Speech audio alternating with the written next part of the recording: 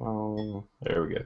Hey everybody, sorry we was just bullshitting around and drug us out a little bit before we started, um, telling some funny stories that on this chat we're not going to talk about. Maybe one day, I don't know. Me and Matt were talking about that. Maybe one day we'll talk about that. But anyway, all right, caught it. I'm going to let everybody do an intro, and I'm going to start with Matt. Would you like to do an intro, my friend? Sure. Thanks for having me on, TR. Sure, we'll have an interesting show this evening. I got some good stuff coming up on my channel, Resist the Tyranny, Guns, Gear, and Politics. Or if you just search Resist the Tyranny, I'm sure you can find it.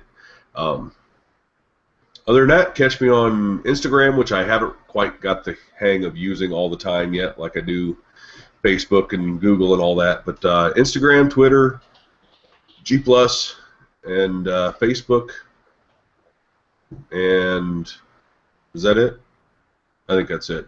Oh, and check out the new shirts on resistthetyranny.spreadshirt.com. Some cool stuff there. Long 13 Hair put up a good video today. He bought the new RTT Punisher Skull T-shirt, and it looks like it turned out really great. And he's happy with it. So I shared that on my page earlier today. Other than that, thanks for having me on. Oh, cool. I hadn't seen Long 13 Hair's video today, but I'm a big supporter of the RTT T-shirts. Got one on now, matter of fact. Tyranny. Anyway. That's the OG shirt. That's the very first one. In fact, that may even be. Do you know? Did you order that one or did you win that one? I don't remember. This may be the one that you sent to me that I won. I'm not sure. If I sent them to you, those are the very first batch ever. Like the ones that I bought in bulk before I went to a dropship method.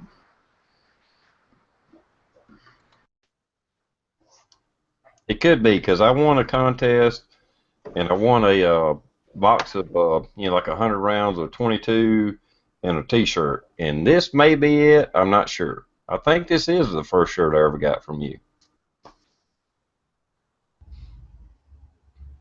Anyway, they're good shirts. Anyway, Rick, is your 6 covered? Would you like to do an intro? Sure. I appreciate it again, TR, for letting us join the panel. Thanks everybody that's out there in the chat section. If you get a chance, if you haven't heard of me, seen me, whatever the case is, come take a look at it. I'll comment in the section. You can take a look at it. But lately I've been doing some shooting videos, some rope videos, learning knots. But that's what I'm about. Come check it out. And Facebook is your SIX, last name covered on Facebook. Thanks again. Cool, man. And Rosie, would you like to do an intro?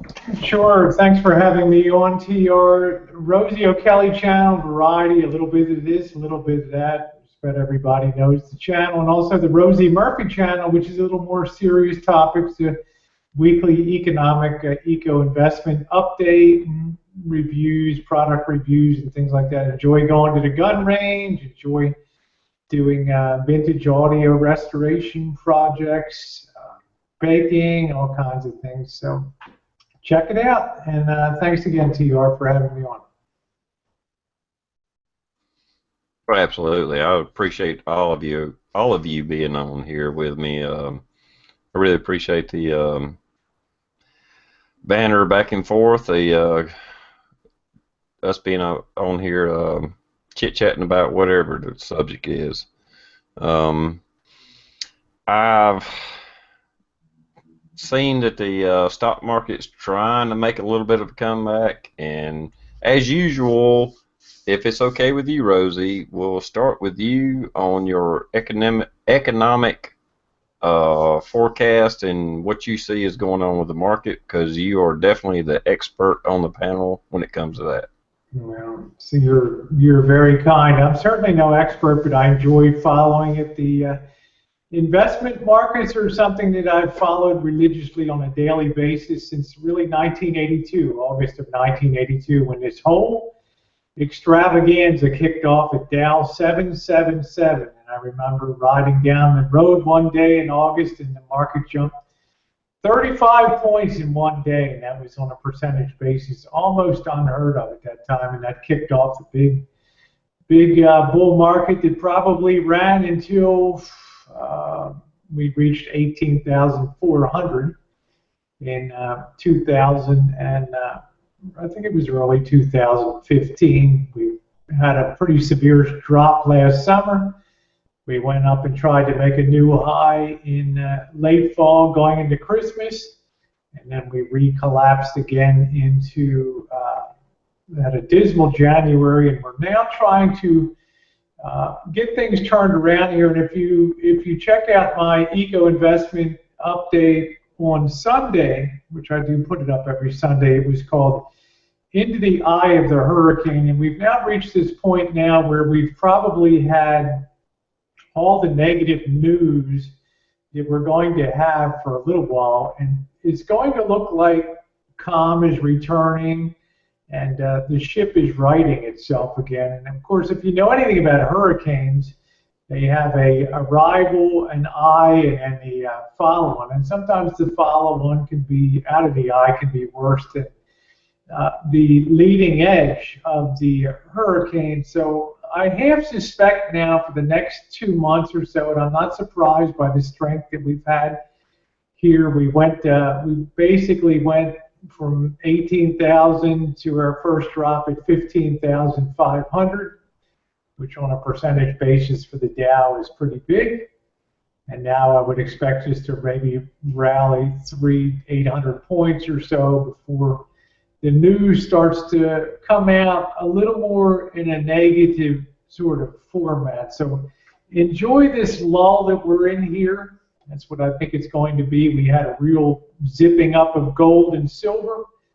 I think gold popped up to about $1,240. It's around $12.06, $12.07, something in there tonight. Silver was almost $16 an ounce before that backed up a bit too.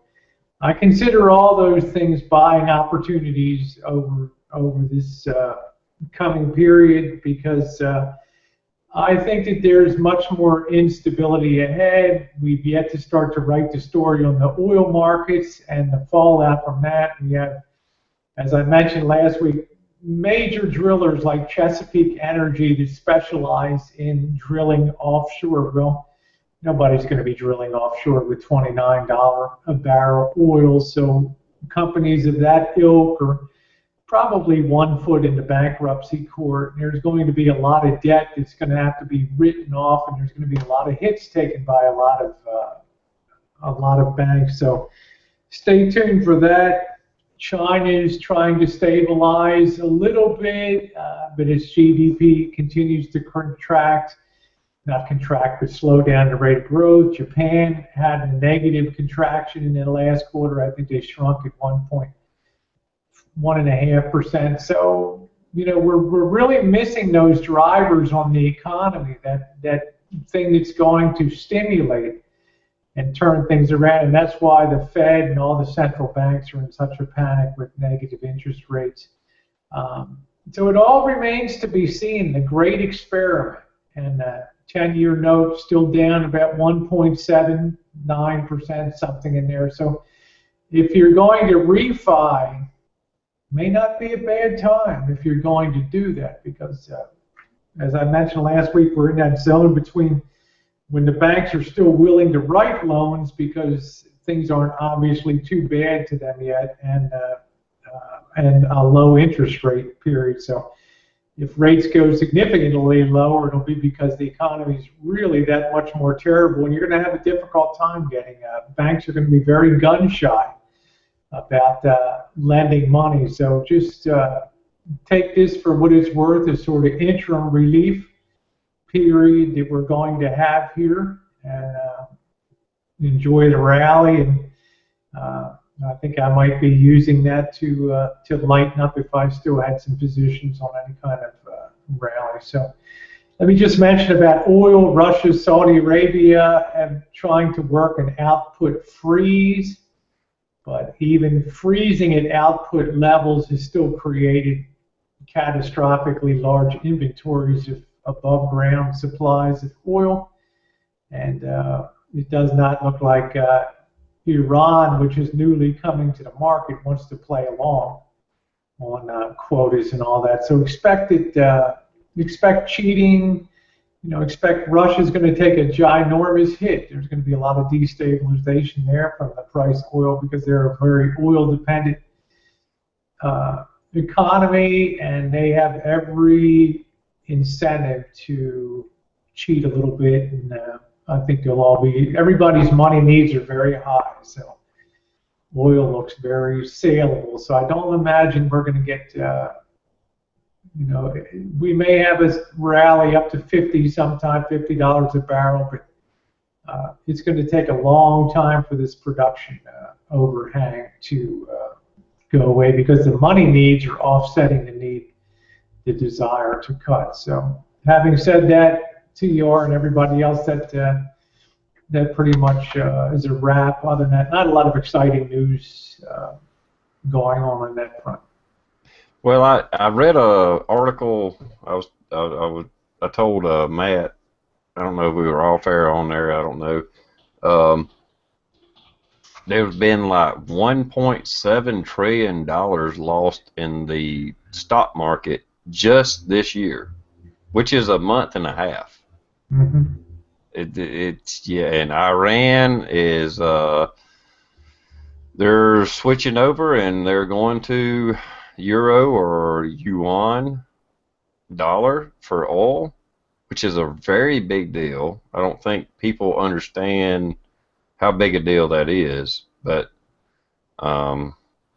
which I didn't a few years ago understand that every barrel of oil was bought with a United States dollar, no matter what country you were in and who you were buying it from. And Iran has switched over to to protect their own interest, and this is the start of a big deal economically for the world, especially America, on how things are going to go on in the future. I'd be interested to see, like, the last 10 years, what the first 2 months, what January and February did every year for the last 10 years, and compare that to this year. Because $1.7 trillion sounds like a lot. It is a lot. Who am I kidding? But is that more than normal?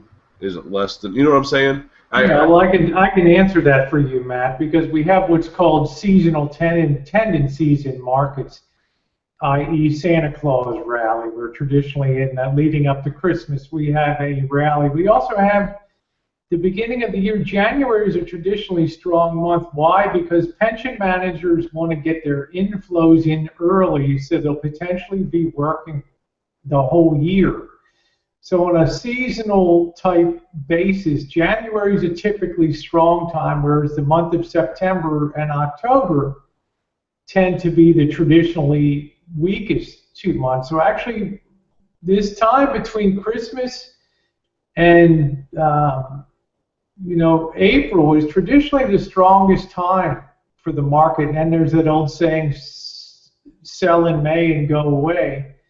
And it's usually kind of true. So there are tendencies. The issue is it's not just the 1.7 trillion here.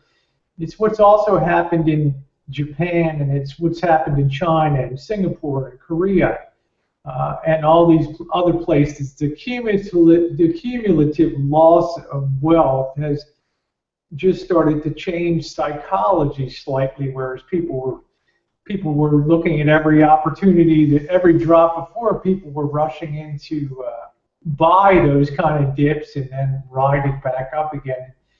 You have a lot less of that buy that dip mentality. I will say one guy stands out as a real market timer. That's the chairman of J.P. Morgan, Jamie Dimon, stepped in on that low. I guess it was Monday, TR, when I texted you that morning about gold being up $47 or something like that. He stepped in and took a year's salary and loaded up on J.P. Morgan stock, and he's probably about $6 million to the richer right now on that. So I thought that was pretty one of those things that'll probably go down in market lore. So kind of funny. Okay, well, yeah, that pretty much answers my question. I mean, yeah, I just didn't know if, I mean, yeah, 1.7 trillion is a ton. You know, I just didn't know how, you know, how much off that was from year to year. That's all.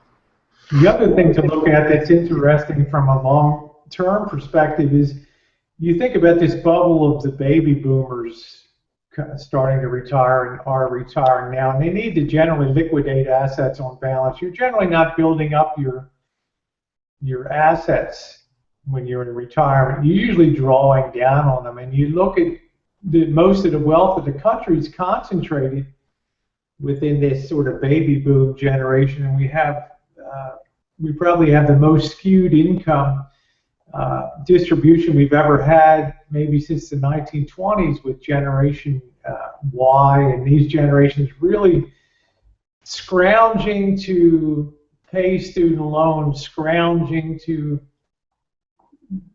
string enough jobs together and things. And you may not have that uplift that the stock market traditionally had, with each generation being successively better off than the one before, therefore giving a long-term, long-cycle 200-year lift to markets. So these are the kind of things that I ponder and think about, these really huge mega trends that fall into place. And it's like housing. Who's going to buy all the houses when the baby boomers retire? They're not going to be able to sustain at the same price levels and things unless, of course, we have hyperinflation or something like that, which could happen. But those kind of trends, I think, are very fascinating to think about.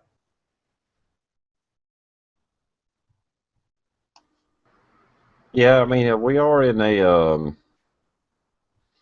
I won't say that we're in a uncharted territory, but in our generation, at least we are.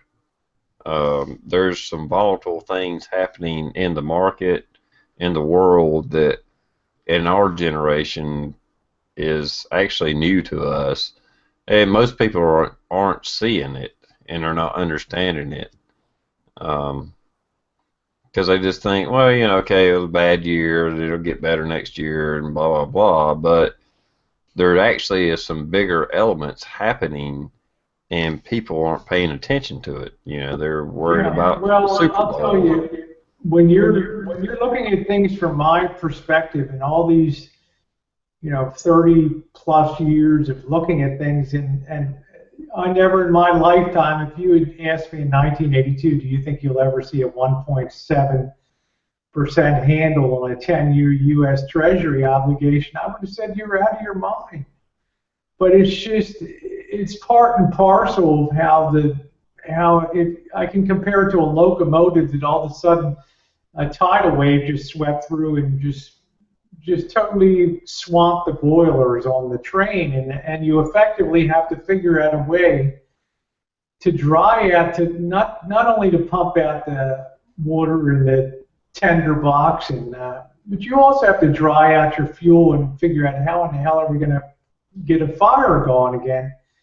And that's basically the equivalent of what they've got going on right now, because the only reason that interest rates are low is because outside of government borrowings, nobody really wants to borrow money, and especially on a corporate and on a business level, the demand for money just seems incredibly slack. And a normalized economy would have a 6 to 8% long-term, 6% maybe long-term borrowing rate, and here we are at about a 1.9% for a 3% for a 30-year mortgage. So it's kooky stuff. I mean, we really are living in unprecedented. We are in uncharted waters in a lot of ways. So.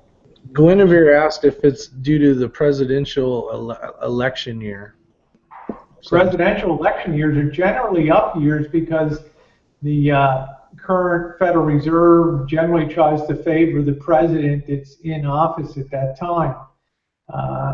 With keeping interest rates low and making sure liquidity is readily available. But the Fed and the central bank, like the European Central Bank and the United States Federal Reserve, they're not steering the world economies anymore. They're actually following behind right now, and that's a if you think about that, that's a very unaccustomed position for them to be in, following instead of leading. So you can kind of tell they feel there's a little twinge of helplessness and a little bit of a lack of understanding about what's going on when you see the speeches that they give when they're on the rubber chicken circuit, things like that. So it's kind of, the presidential year should have some upsweep, but I just think we're in sort of uncharted waters here where anything could go. Well, I have something economic related that I was asked to bring up tonight. And this is leftover from David's chat earlier, from his podcast. The issue of Obamacare and the Obamacare fine got brought up, and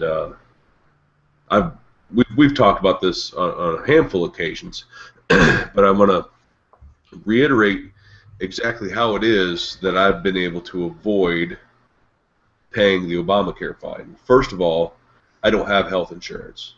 I'm not going to get health insurance. Not anytime soon.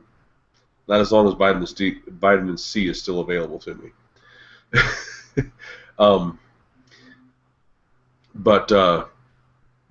And I'm not, and I don't know how it will work for each and every individual. This is just my case, because that's all I can go by is my case. And for 2 years, I've not had to pay the Obamacare fine because, first of all, I never had insurance to begin with, so I don't have on my record that I canceled my insurance. Second, when I'm doing my own taxes on TurboTax, I doubt you could do this on H&R Block or an accountant that's doing your taxes for you or anything like that. So when I'm doing my own taxes on TurboTax, it asks about your insurance. When you say you didn't have it, it asks you why and gives you multiple choice questions.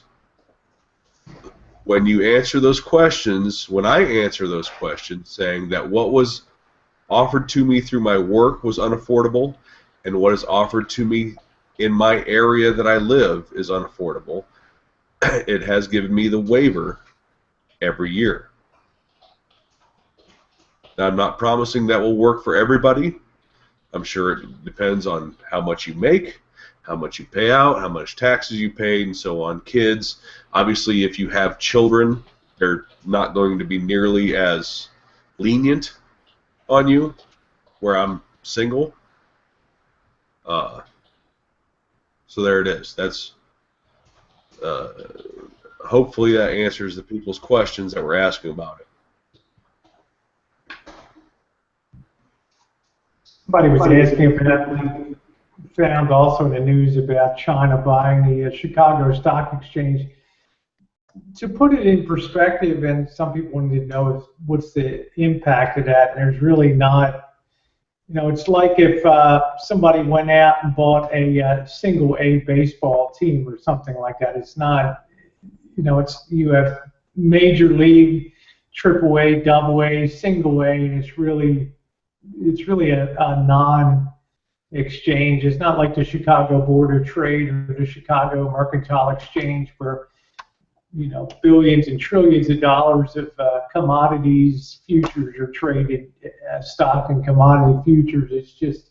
It's a really small little exchange. But the funny thing, I think, is an ostensibly communist country, purchasing one of the dens of capitalism. So I think the symbolism is really, really something.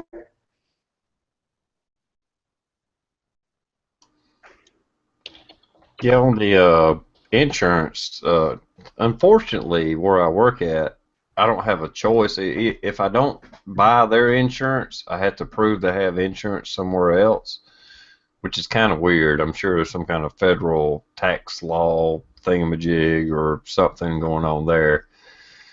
So this year I bought the cheapest insurance they have, which is really shitty coverage.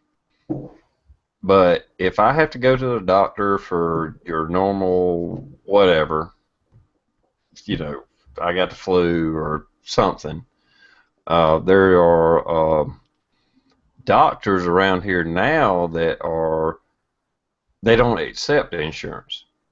You know, it's just cash, cash, debit, whatever, only. And a normal doctor's visit, no matter what you have, is like $60.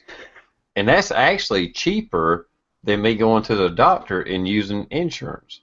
Because the last time I went to the doctor, just got a normal little checkup. You know, I'm in my late 40s, so every year I just, go in, chit-chat with the doctor and tell them what's going on, and if anything, usually nothing.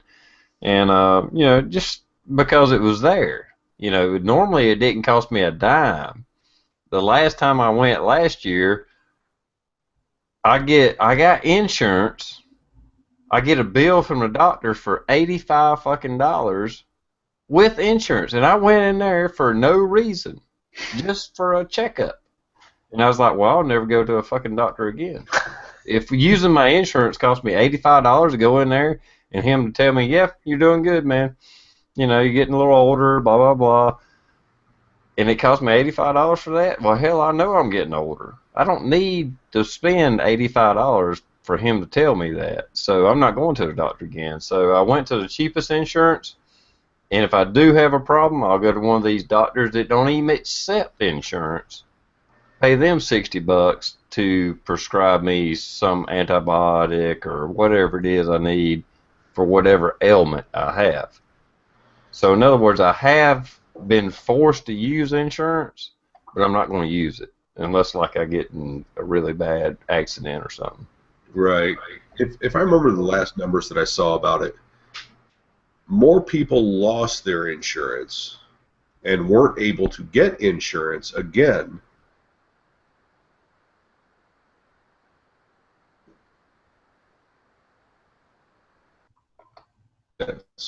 people who weren't people who didn't have insurance before.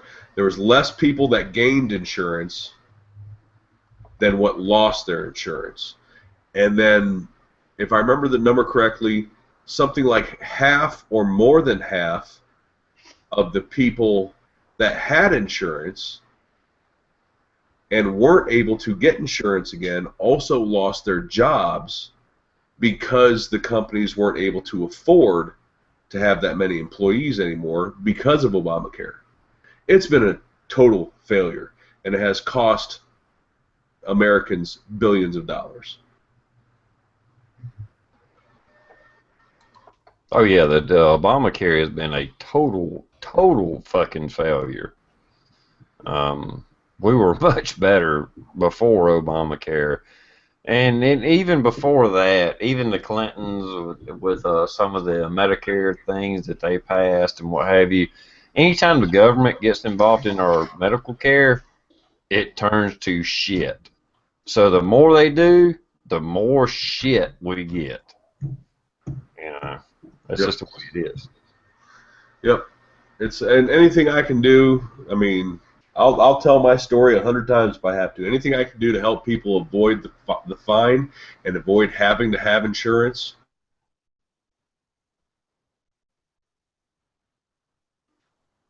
Damn, NSA cut them off. Damn guys listening in Fort Meade. He was freezing up a little bit on me. Yeah. He'll probably pop back in.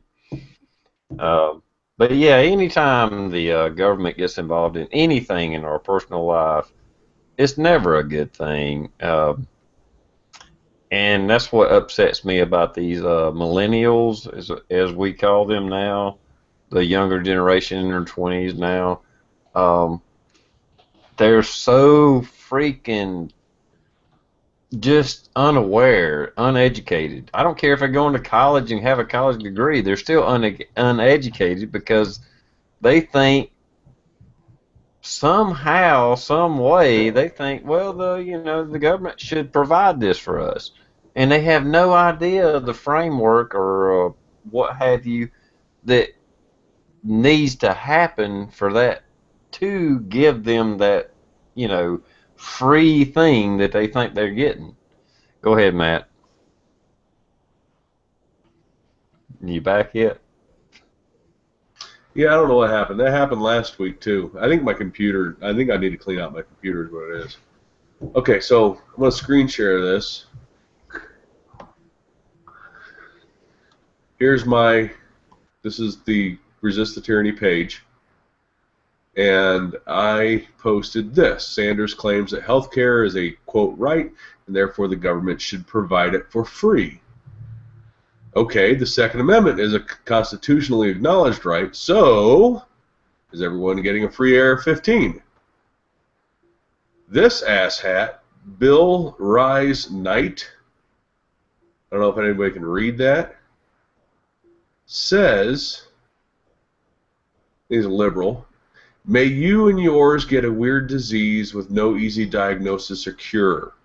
May you and yours get sicker and spend rent money to find the problem. May you and yours find yourselves dying on the street as a result.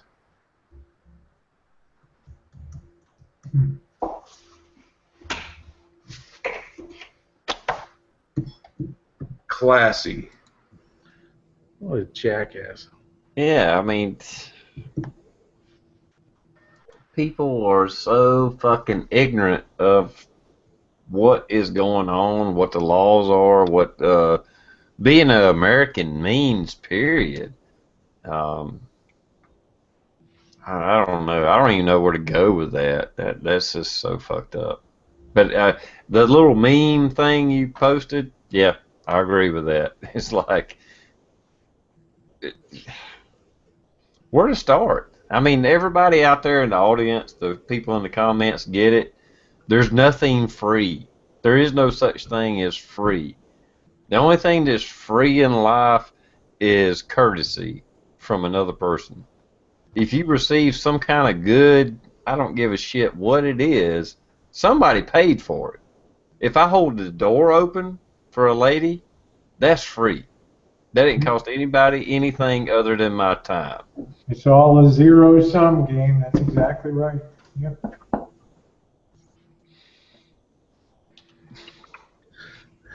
Gotta love the new generation. Yeah.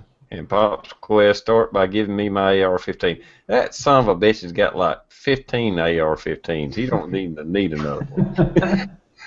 Hey, there's nothing wrong with having one extra. Oh, that same guy, that same as, I think it was So Fuggett said, that same douche canoe that said that he wishes me and my family die in the streets. Mind you, only because the meme said, I would like a free AR-15 because it's a right. It didn't say get rid of health care. Yeah. Didn't say shit. It just said, yeah, it just said if that's a right, then and we should have it for free, then this is also a right, we should have that for. That's all it was doing. But because of that, myself and my family should die in the streets. Oh, and presumably everybody I know or I'm friends with. He's also the guy, I went back and looked at his channel or his page. He also said that people that buy dozens of guns and have thousands of rounds of ammo are mentally ill. Because apparently collectors are mentally ill. Wow. Yeah, it's funny when you see, well, I shouldn't say funny, but in a way it is, that when anti-gunners come after pro-gun people like us, that they want us to fucking die. It's Oh, like they're the most violent motherfuckers out there. I'll show you some shit on that. Give me a few minutes. Yeah, yeah. And somebody out in the chat rooms earlier said, well, he doesn't speak for all liberals. Okay, I get it. There's liberals that have never threatened to me, so I'm sure that person is right. But on average, since we do not see a big liberal movement speaking out against these violent liberals that make these posts, it can only be safely assumed and reasonably assumed that the majority agree with the sentiment of these people. Therefore, we can safely say that liberals, on average, are violent, hateful, bigoted people. Well, that's what we hear from. That's the ones we hear from. You know, that's the ones that voice their opinion. And they are the most violent people that I know. And that excludes every gun owner I know. I'm not saying every gun owner is a, fucking pacifist or whatever. But as gun enthusiasts, people that train, people that shoot, I've never seen one of those threaten to fucking kill somebody. But I've seen many liberals, anti-gunners, wish me to fucking die. I've never heard that from a gun owner, just a liberal. You don't hear it from a gun owner. Yep. I mean, the best you're going to hear out of most gun owners is, oh, you want my family to die? I'm your fucking Huckleberry.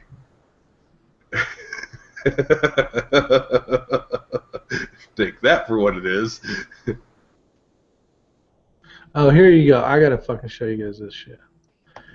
This is how fucking retarded these guys are. Let's see if I can screen share this. Anti-gunners they want you all to die. Let me show you. So I did a video. What the hell's the screen share shit at? After it was last year, 2 year and a half ago, where New York opened up a fake gun store and was selling guns to people. I'm sure you guys probably saw that. It went viral. So I did this rebuttal video on it. Someone tell me how to flip the screen over, you guys. No. Green box on the left when you hover your mouse. There we go. Thank you, sir. Thank you. I'll show you some ass hats here. All right. Start screen share. Hide your porn before you do it, Rick. Hide my what? Hide your porn before you screen share. There you go. I don't got porn. I'm married. Can you guys see my screen?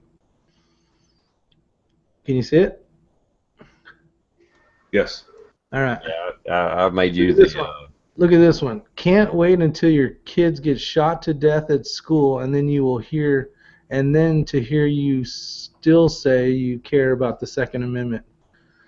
Right? So there's one dumbass. I got tons of these from this video. But one guy, I basically had to report him because he was basically death threats. Here's one probably. You, sir, it's what's wrong with modern day society. You go around with your nose in the air being ignorant and a hypocrite. Guns are part of the sole reason you exist. He's answering to this jackbutt, I think. But yeah, it's crazy how many people basically want you to die and your kids to die because you believe in the right to have a gun. So just wanted to show you my tidbit of jackasses. Let me flip this shit over. There was one guy in your comment section there that trolls me. I've had to block him. Yeah, there's some good ones in there. I wish He said good job in your video. I mean, it was a positive post in your comment section, but he's a total dick to me.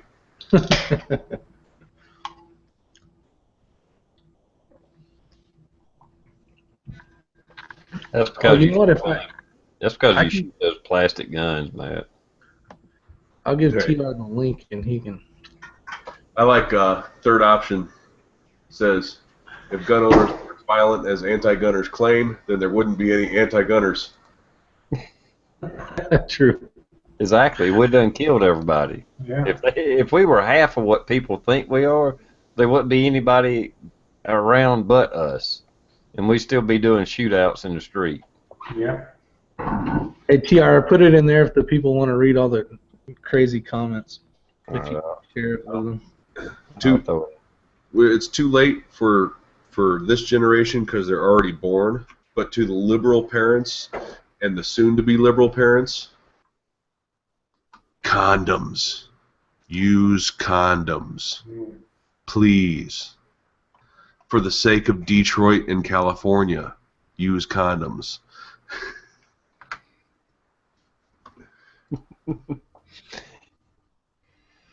Yeah, it's just kids ain't being raised right no more.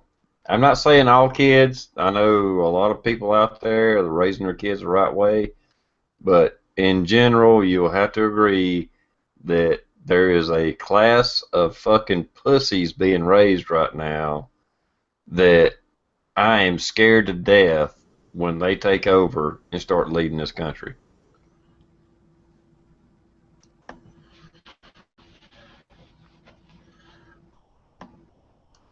I don't know how to say it any, I could say it nicer, I guess, but why?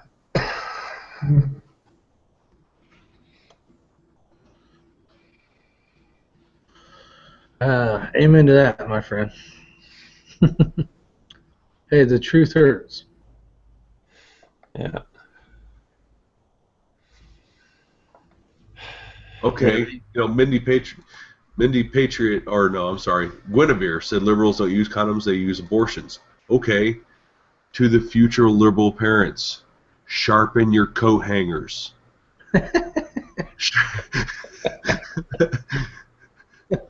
Whatever it takes to rid this country of your insanity. Next time, take 2 day after pills. Throw yourself down a flight of steps or something. Good gut shot. Yeah, but we're raising a fucking generation of. I mean, I hate to be fucking. Well, I don't. Correct. We're raising a generation of fucking pussies.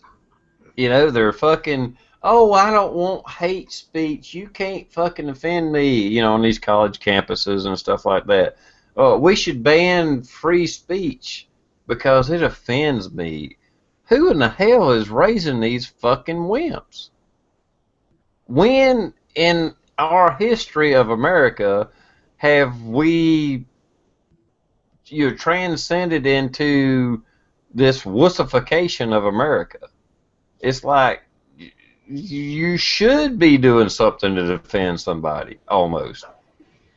You don't have to agree with it. You don't have to fucking, support it or whatever else. But it's like, that's their fucking opinion. Well, that's a nice segue into Scalia dying, because that's going to really make life interesting. Yeah. Going forward. I think me and Matt talked about this off air. I think it was off air. Anyway, I think that'll be stalled out for a year. I think. I don't know. It could go some other way, but it'll probably be stalled out until the next president gets elected. But we'll see. I hope so. I hope it does. However, be perfect for Hillary. You know, and I say this a lot when it comes to the Republican-controlled House and Senate. If they stick to what they say, you know, in which we've seen that they haven't, but if they do, then they would block any of Obama's Democratic nominees for that seat. So in that aspect, I'm not real concerned about it. And the other aspect, I think it should wait until with the elections so close, I think it should wait until then. Or until after that, I should say.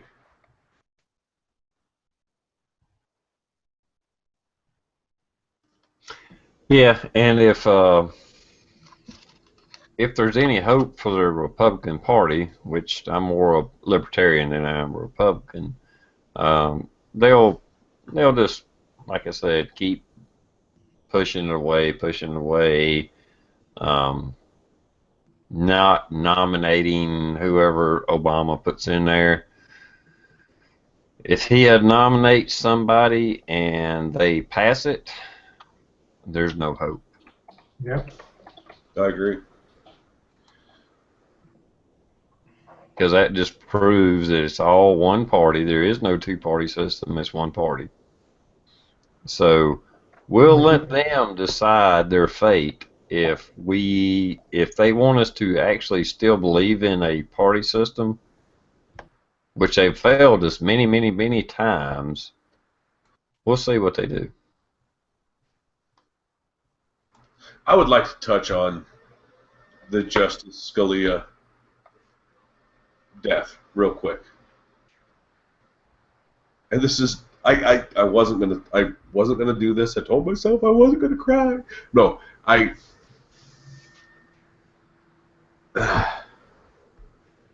He's crying, folks. no. It's one of those things that make my head hurt. So I read an article earlier that said that Scalia was found with a pillow over his face, hinting that he was murdered.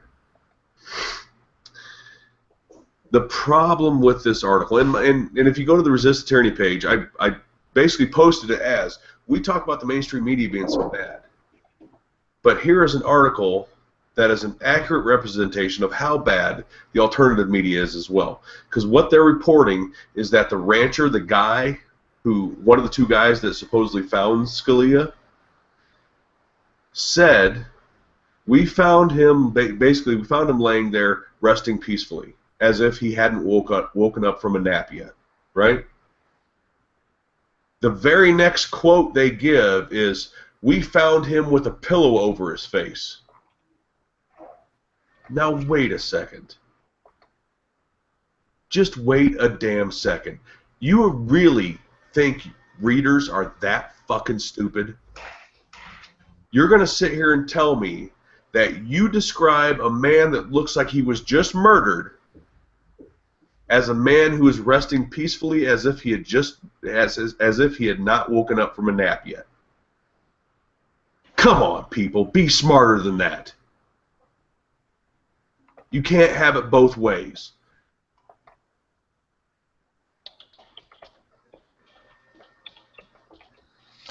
Yeah, me and Matt talked about this, how the conspiracy theories just flew out of the roof, and it didn't make sense for everybody to just jump on the bandwagon that he was murdered. Why would they murder him now? Because we have a Republican-controlled Congress and House. Because that's not really going to accomplish anything. Like I said, unless they really prove to us their true stripes, that they're all one party. So anything that Obama throws out there, if they resist it, okay, we'll have a little bit of faith in them. If they go along with it, they'll prove to us what we already know. So there's no gain from it. Either they're going to prove that this system is broken, or they're going to, give us a little bit of hope that there is some worth to playing with the system. Don't forget, too, like Guinevere said, people do die from old age. Yeah, well, remember that. I mean, he died, but there was no autopsy performed. You had basically a U.S. Marshal, a non-homicide trained U.S. Marshal, telling the justice of the peace that no foul play was observed, and the justice of the peace pronounced death. Wasn't even on the scene, with no medical training at all, stating that the justice died of a heart attack. I mean, those are the kind of things that autopsies are generally indicated for. So it's really kind of weird with that autopsy. You know, it's really hard to say. My big concern with that kind of theory is that what would be the motivation at this point? But it's strange that there wouldn't have been an autopsy performed. Well, Don't but get me wrong. But if there's no evidence of any criminal acts and he's 79 years old, they may not do an autopsy. That's just, if he was 32 years old, yes, they would do an autopsy. If he's 100 years old, they're not going to do an autopsy. He was, what, 79 years old? Yeah. So, you know, that may be within the parameters and the scope that, I mean, I don't know. That's the reason why I'm not going to say much about it, but Don't get me wrong. it happens all the time. It could reasonably be said that they should do an autopsy and that the heart attack thing was premature. That could reasonably be said, just based upon what you were saying, Rosie. You know, I'm not going to argue that at all. But you can't have the same guy giving the testimony. Oh, and then something I left out was that everything was neat, the bed wasn't a real big mess and there wasn't a struggle, basically. When you suffocate somebody, no matter how old they are, there's a struggle. Yeah, exactly. Especially if you're having a heart attack, the likelihood of just, there's some things that didn't set right. And Rick, the only thing I would talk about in age is when you get up to national prominence and, you have like I guess it shouldn't, but when you do have a 5-4 block on the United States Supreme Court, there's a little more imbalance than just Uncle Fred died in 79, and I'm just kind of concerned that Matt said that this is a guy that was basically looked like he was arranged for a funeral parlor with a pillow over his head. So I'm not a conspiracist, believe me, but I'm just saying it's a little weird. And I mean, I work in a medical field, and death is not unknown to me. And I'm just saying that it's. I've read the report, and I just said, "Wow, I mean, that's the only reason why." Just that. Knucklemack asks, "How many old people have I suffocated?" None. I have choked a lot of people out, though. No, seriously, in my cage fighting and training and doing all that, I have choked a lot of people out. People that I had pretty well tied up into a knot. And you would be surprised on how strong people get when they start running out of air. When they start losing consciousness, people get really strong really quick, even if just for a second. Yeah. I'm just saying, you can't have the same guy giving two testimonies that everything was peaceful, calm, and nice, but he was found with a pillow over his face. And even with a pillow over his face, it looked like he was napping peacefully. What? Yeah, I'm just saying, dissect this stuff. Be smarter than that. Yeah. That's all I'm saying. A corner squirrel in a room, and that little son of a bitch will whoop your ass. Yeah, I just think it's interesting. That's all. Not that it makes a hoot and holler now that he's gone, but just as a point of academic interest, why that occurred. But it is what it is. He's been embalmed now, so nothing's going to happen. So. Hey, there's a lot of chatter in the comments about suffocation, and I know this was a pillow-oriented thing, but I'm tired of seeing people get bagged and then not put a hole in the mouth. You see people put a bag over someone's face, right? Put a hole in your mouth so you can breathe. Have you not seen those? No. I don't know. No, I just immediately comes to mind is the pink bags of Pol Pot and the killing fields of Cambodia and shit. That's what.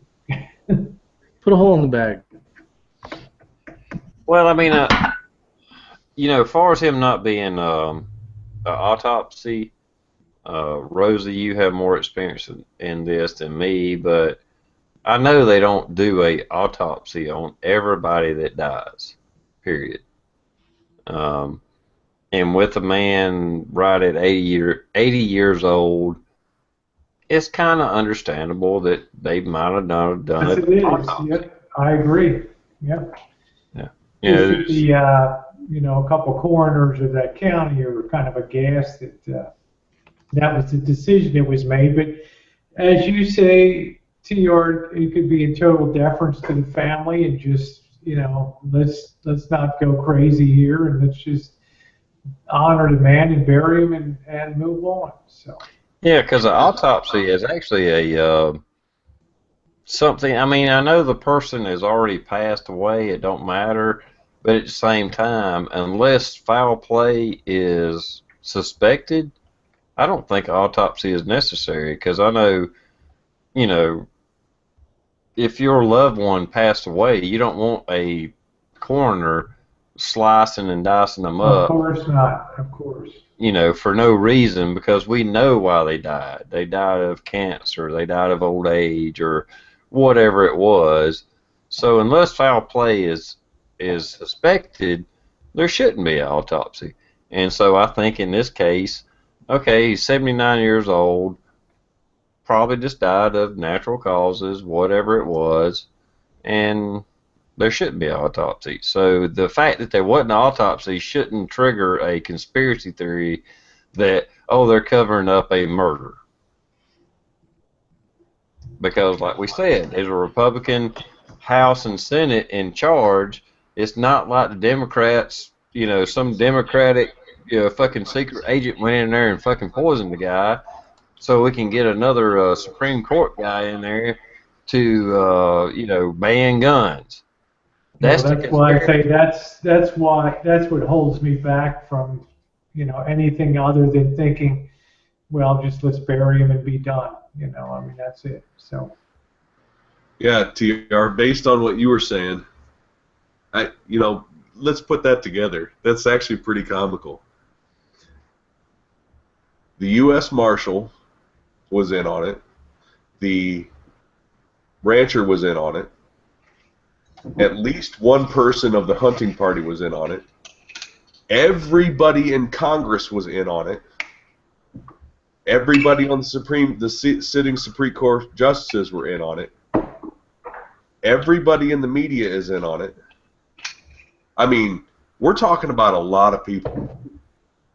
We are talking about a lot of people that would have to be in on it in order for this to just go away. Obama get who he wants in the Supreme Court in order to ban guns.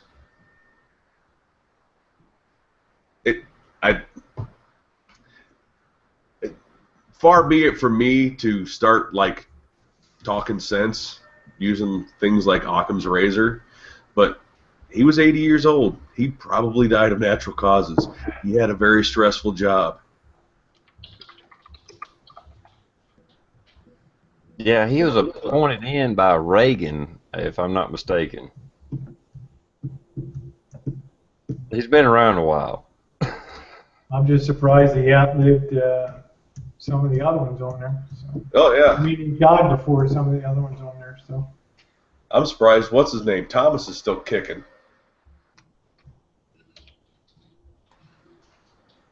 And the third option is clearly correct.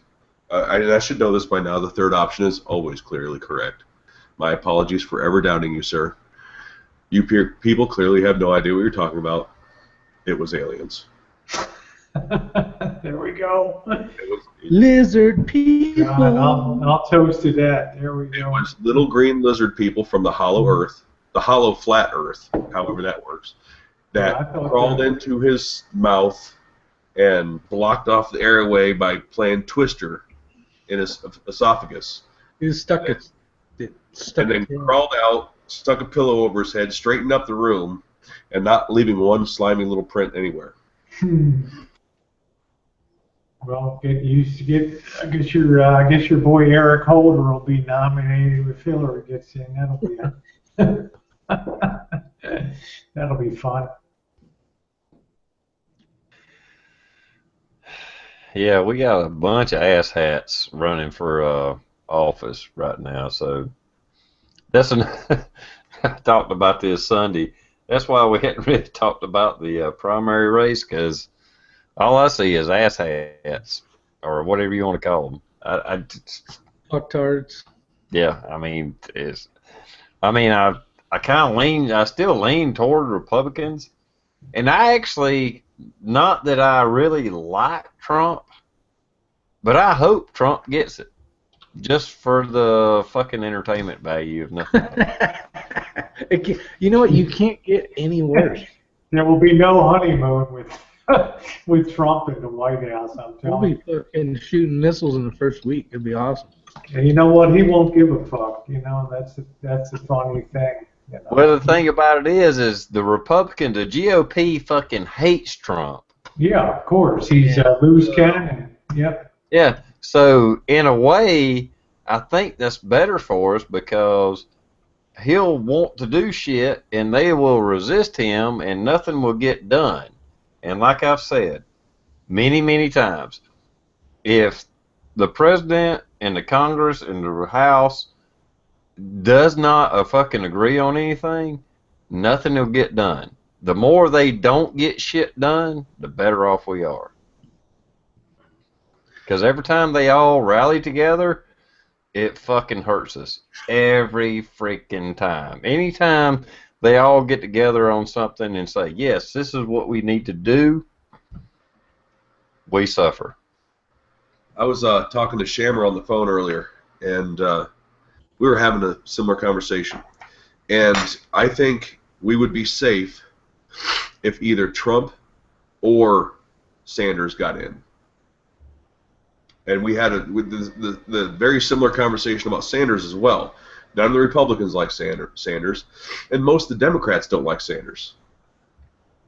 And so I think it would turn out the same way with either one, that they would get in office, and there would be so much pushback against that person by both sides that absolutely nothing would get changed or accomplished, which is good for us. And and he brought up a point that he thinks once the primaries start rolling and starts narrowing down and people start announcing vice presidents, that this is going to be a race of vice presidents, not presidents. It's who's going to get elected based on who they choose for their VP.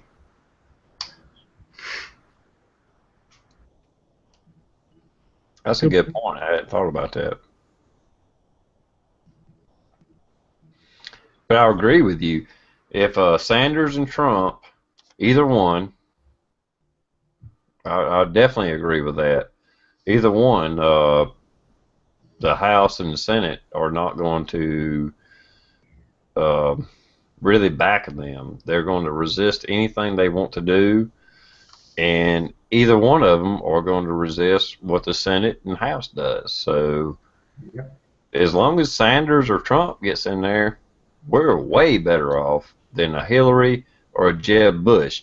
And Jeb Bush, I don't have my paraphernalia right here on me, but Jeb Bush in South Carolina is spending a shitload of money.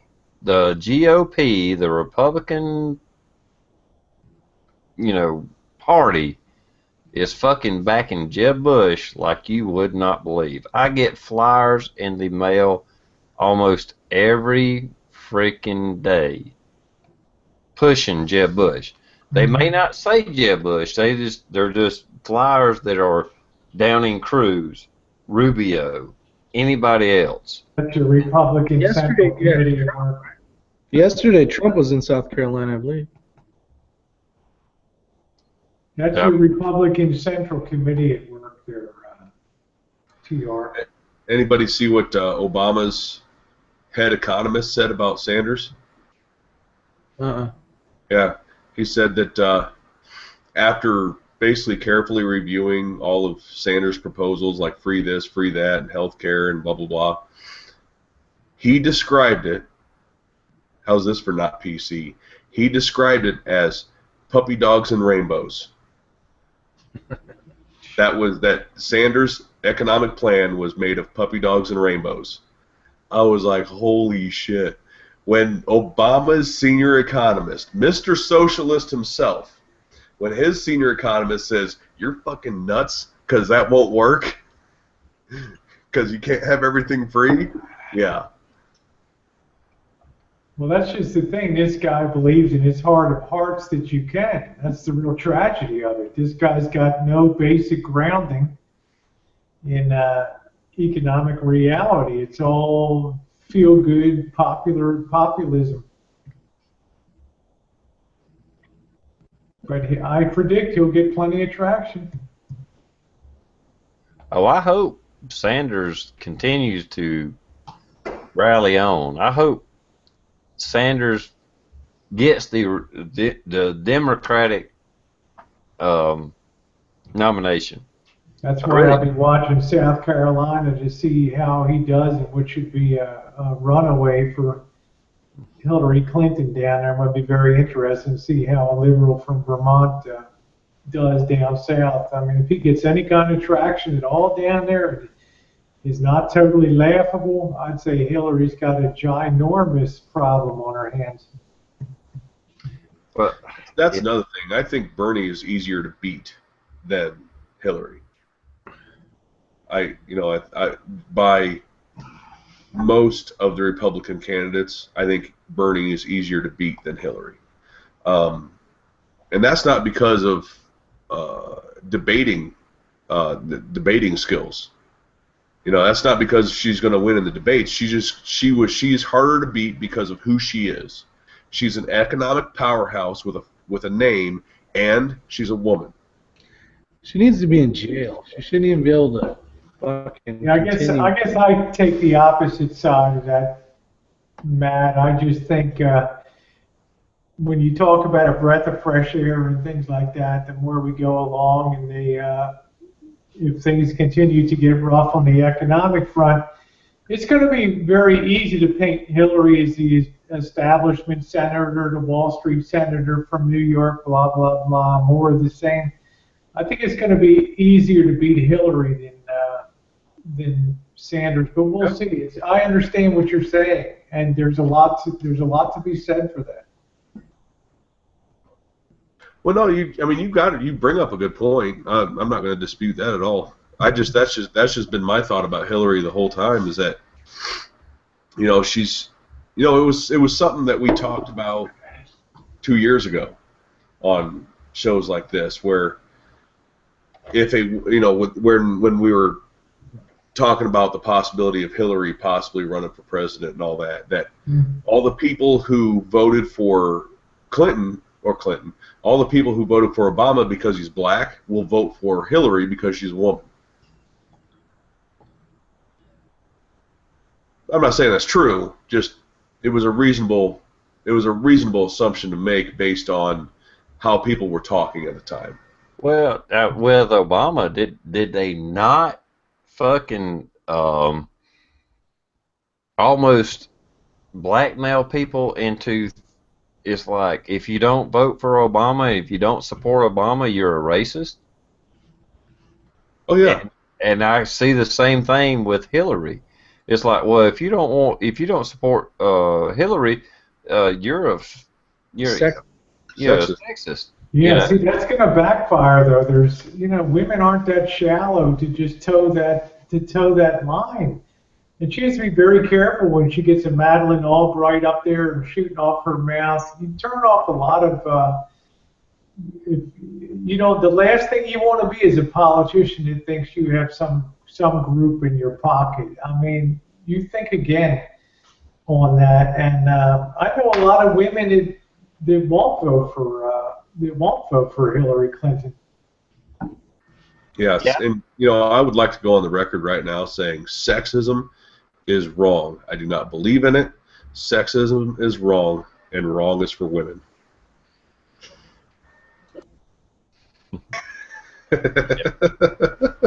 It's like Deb the RN said, if a lady votes for Hillary Clinton because you have to support another lady, well, please don't vote. Absolutely. There is one positive thing that can come out of this. and that's Bill being the first lady. Nice. Oh my God. Now you know he's looking forward to that White House and He's raiding been buying that kitchen. cigars. And He's I'm been buying saying cigars left no pressure. You know, the White House liquor cabinet, all the interns running hot and cold down big old in the Cuban cigars. I'm having the time of my life down here. This is the best shit ever, Hillary. Now, if I could just get rid of Hillary. You can imagine. I love that. Yeah, that's worth the price of admission, right? Right there. That was fucking. I'm so glad to be I back. need to turn that into a Big Brother show and just have all the videos, cameras up, so everybody could just watch Bill run around and grab asses. And Who's going to be the next Monica Lewinsky? We already got Biden. Biden's going around grabbing every piece of ass he can find. I mean, nobody even knows who that fucking guy is. He's a fucking good old boy. He's just a backbencher over there. You know, he's going to get a little gusto before he goes out. So that's funny. Yeah, Bill in the White House. Woo. I'll have to give this to Bill, though. It was a year, maybe 2 years ago, something like that. Back when, we know that Obama's never really stopped his push for gun control, but back when it was really hot and heavy, like during the panic buy and all that, Bill Clinton basically came out and says, "Look, man, you might want to lay off. I fucked with these people before, and it's not pretty." You know? Yeah. That was one of his exact words. That's basically what he said. You know, it's just it'll be all shits and giggles for Bill. Every time a Democrat, They like my Clinton invitation. you did really good. Well, he's easy, but anyway, he was always a lot of fun. Bill, wherever you are, this one's for you, bud. He's probably watching the show, having a good time, talking about his old lady. There we go. Every time a Democrat president talks about fucking gun control, is the best fucking salesperson for guns. There's been more guns sold since 2008, probably, than the entire fucking history of America. There's more people with AR-15s and fucking AK-47s and 30-round mags and fucking ammo cans just slam full of mag. All they have to do is say, well, we're going to, address this gun control problem. Boom. Gun sales go out the fucking roof. I've been to gun stores that literally says best salesman of the year, and it'll say Barack Obama. Yeah, of course. Nobody felt compelled. Nobody felt compelled to make a move before, Rick. I mean, it wasn't. Did you ever feel like Matt? Did you ever feel like your constitutional right was going to be infringed until this guy took office and all of his nutbags in the Department of Justice? And Yes. Living in California, my rights. Well, in California, I'm the rest of the 49 states. I mean, it says he really hastened the rush to arm up and get what you need. So. Well, it depends on what part of this, where you were at in life. See, I've been a shooter since I was 8 years old. By the time I was 13, my grandpa had me blindfolded, tearing apart, and putting back together in 1911, because that's what he had to do as a Army Air Corps pilot. Well, that's one of the certifications he had to do. When you pay as close attention to guns as I have my entire life, literally my entire life, when you think like NFA, the 86 ban, and things like that, people like me have always been on the lookout. We always need guns. We always need to have them. We always need to keep them. There's a large, huge group of conservatives out there, many of them in this chat room tonight, who could have gave a shit less until Obama, maybe Clinton, but many until Obama, started pushing against guns. And it got real scary for people at that point. I've been hit up a lot more in the last 8 years about buying guns than I've ever have in my entire life. It's crazy. Everybody wants them now. Well, couple of years older than you, Matt. But anyway, not Rosie. I know you're about the same age as me, Rosie. But anyway, during the Clinton, the Brady Bill thing, there was a huge shortage of ammo. I mean, everybody would. You couldn't buy primers. You couldn't fucking reload ammo. That was true. I remember that very well. Yep. Yep. And so this 1980, was that 81? I think there was. No, it's about 94, 95, I think. There was an 86 ban. There was an import ban in 86. That's where a lot of your pre-ban stuff falls into places that year. And then 90, was it 94? Well, I'm also thinking back before that, and TR to when Reagan was shot in 81. And we had the same sort of move at that time.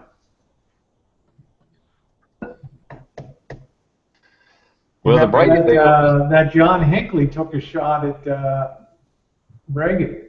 Yeah. I mean, when I got into guns, and that could very well be Rosie, but when I got into buying guns and ammo, it was in the early 90s, and the Brady Bill was around 94, 95, like you said, Matt. And I was reloading ammunition then, and this is before the internet was really big, where you could buy like shit off the internet. So you just had to rely on your local retailer. Yeah. And you couldn't buy primers, you couldn't buy fucking lead bullets, you couldn't buy copper jacket, you couldn't buy shit. Everything dried up for a long time. I don't know that 22 dried up like it is now, but no, 22 wasn't anywhere near what it is now. Even today you go into Walmart, still limited on that box of 22. You know why, right? ARs? No, we pushed all these new people into wanting to buy guns, and usually your first gun's a 22. Didn't push them into it. They woke up and decided, you know what, maybe I should get a gun. And a lot of them got 22s. So besides just us that prep and buy extra ammo and that kind of shit, now you get a whole influx of all these new people that have 22s that know that they need to stock up just as much. Well, the problem with 22s is people that are willing to pay $50 to $100 per 500. Yeah, that is the problem with 22s, because people are buying it. These old guys, these young guys, whoever they are, they go to these. They're there every morning at Cabela's or Walmart or whatever it is. They buy the 500 round bricks. They take them to the flea market, and then they sell them for $50, $100, and people are buying them. If people would quit fucking buying those bricks of fucking ammo at $50 to $100 a brick, it would fucking stop. Hey, TR, you got the porno music on cue? Oh yeah, 22. Little Barry White or what?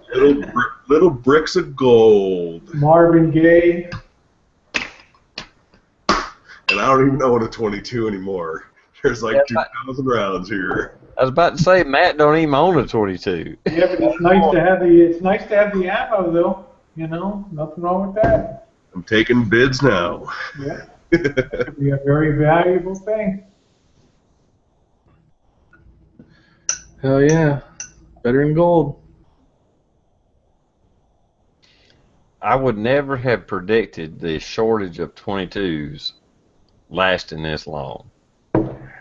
That's what Yeah. blows me away. Yeah. It's like years we're measuring it in now. Yeah, I mean, I can go to a Walmart and buy a full metal jacket or a hollow points. I can go to Yeah. Walmart and buy 9mm hollow points, but I can't get 22s because they don't have any. It's so fucking upside down that it don't even make sense. That's Well, it. panic buying is the only reason I am even toying with the idea of buying an AR-15. Buy a cheap-ass AR-15 and put it in my closet and sell it for $1,000 the next time a Democrat does something stupid. Yeah, and you got great barter. You got great ammo for barter too. Yeah. Oh yeah. You made a cool necklace too after you're done shooting.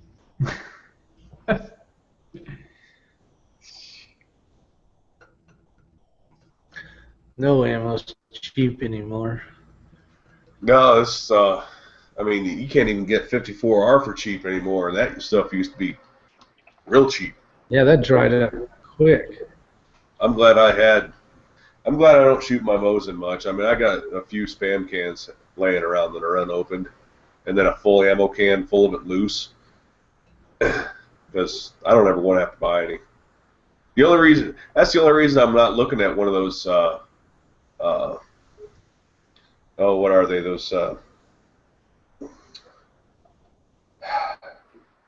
The Vepers, the 54R Vepers. That's the only reason I'm not looking at one of those Vepers right now. It's not the $1,000 that they cost. It's the Vepper used to be affordable to shoot. Now it's not.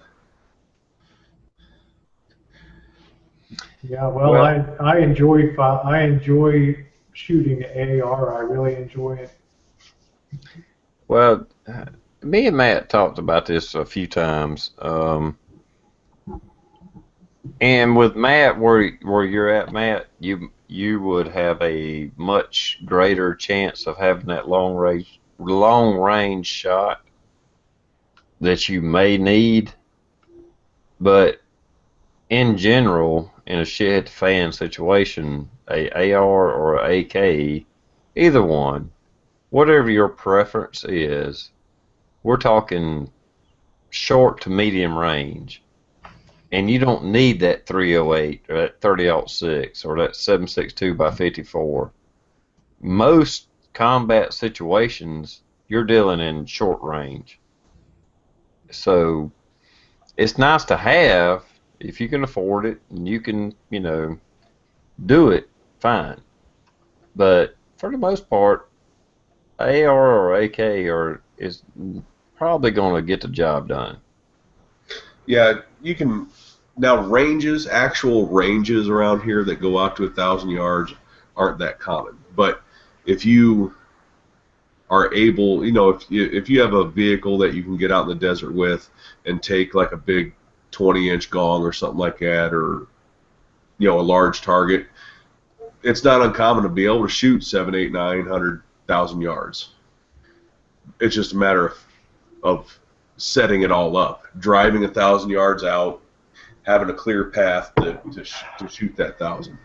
But it's not uncommon. I mean, there's several places that I can think off the top of my head that's because we can only shoot a BLM land here. It's weird. We have a very gun friendly state, but state trust land we can't shoot on. The federal government wants to get rid of guns, but BLM land it's free to shoot on. Weird. Yeah, weird. Kind of weird. At least there's a place to shoot, though. Yeah. Well, Rick, now that you're in the Carolinas, you probably understand a little bit more of where I'm coming from, where I know around where you live. Oh yeah, I have a 50 cal sniper rifle that is worthless. It's absolutely worthless. I mean, because you can't see 100 yards. You can't see. Yeah. You might I get think on your some best road. tactical guns are basically shotguns, ARs, and AKs. Because you're right, everything's fucking close. Yep. I mean, where I live, it depends on where you live is what guns that you need to stock up on and really, you know, prep for. In my area, like I said, is 6 nose now. AK or AR is all I need because I can't see more than 50, 60 yards most of the time. You know, 100, 200, 300 yards is hard. You have to fucking go out of your way to see 300 fucking yards. That is a true fact out here. I would say though with the 308, good thing about a 308 is just getting through, you know, barriers a lot better than an AR. You know, if you got to shoot through some stuff, if you got a bad guy behind something, a little more reach out. Yeah, if you're shooting that far, but No, again, but even close up. well, AK is a good barrier penetrating round. That's Yeah.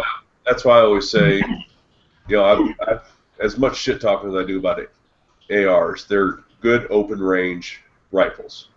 Like out in the desert where you have flat forever, and AR is probably going to outperform an AK because a flat shooter and it is on average more accurate at distance, you know, beyond 300 to 500 yards than what an AK is. However, since most people live in a city or at least a town, you're going to want barrier penetration, and it's going to be closer quarters, you know, 100 yards or less. Yeah. That's where the AK shines. You can get through windows, car doors, you know, front doors and shit like that more reliably with the 30 caliber round, with the 7.62 by 39. That's all. No, true. I agree. Yep. Yeah, a heavier bullet is always better. And that's in my past or in my present. That's why I like a 45 because it's, you know, you got that mass penetration, pure penetration. But that don't mean that I'm not carrying a Glock 19, a Glock 17 right now. Don't worry, you'll be carrying that bad doggy. You're a Glock fanboy now. Well, I've been carrying it. Welcome to Don't the take club. my Beretta away. I got my Galco, or how you pronounce it, inside the waistband leather holster, and that's my carry gun, my Glock 17. Okay, you guys got to tell me something here. Now I'm going to show you this came from a magazine. If you can see that, okay, I'm going to read from here. So you got a 22, and it's got a bunch of different calibers, but it says the 45 auto for muzzle energy in foot-pounds, depending on what grains of weight you have for the bullet, is between 386 and 369. Okay, so remember those numbers, 386 and 369. This is muzzle energy in foot-pounds. If you take a 9mm, okay, at 115 grain to 147, that's why I don't, this whole 45 thing doesn't do me any justice.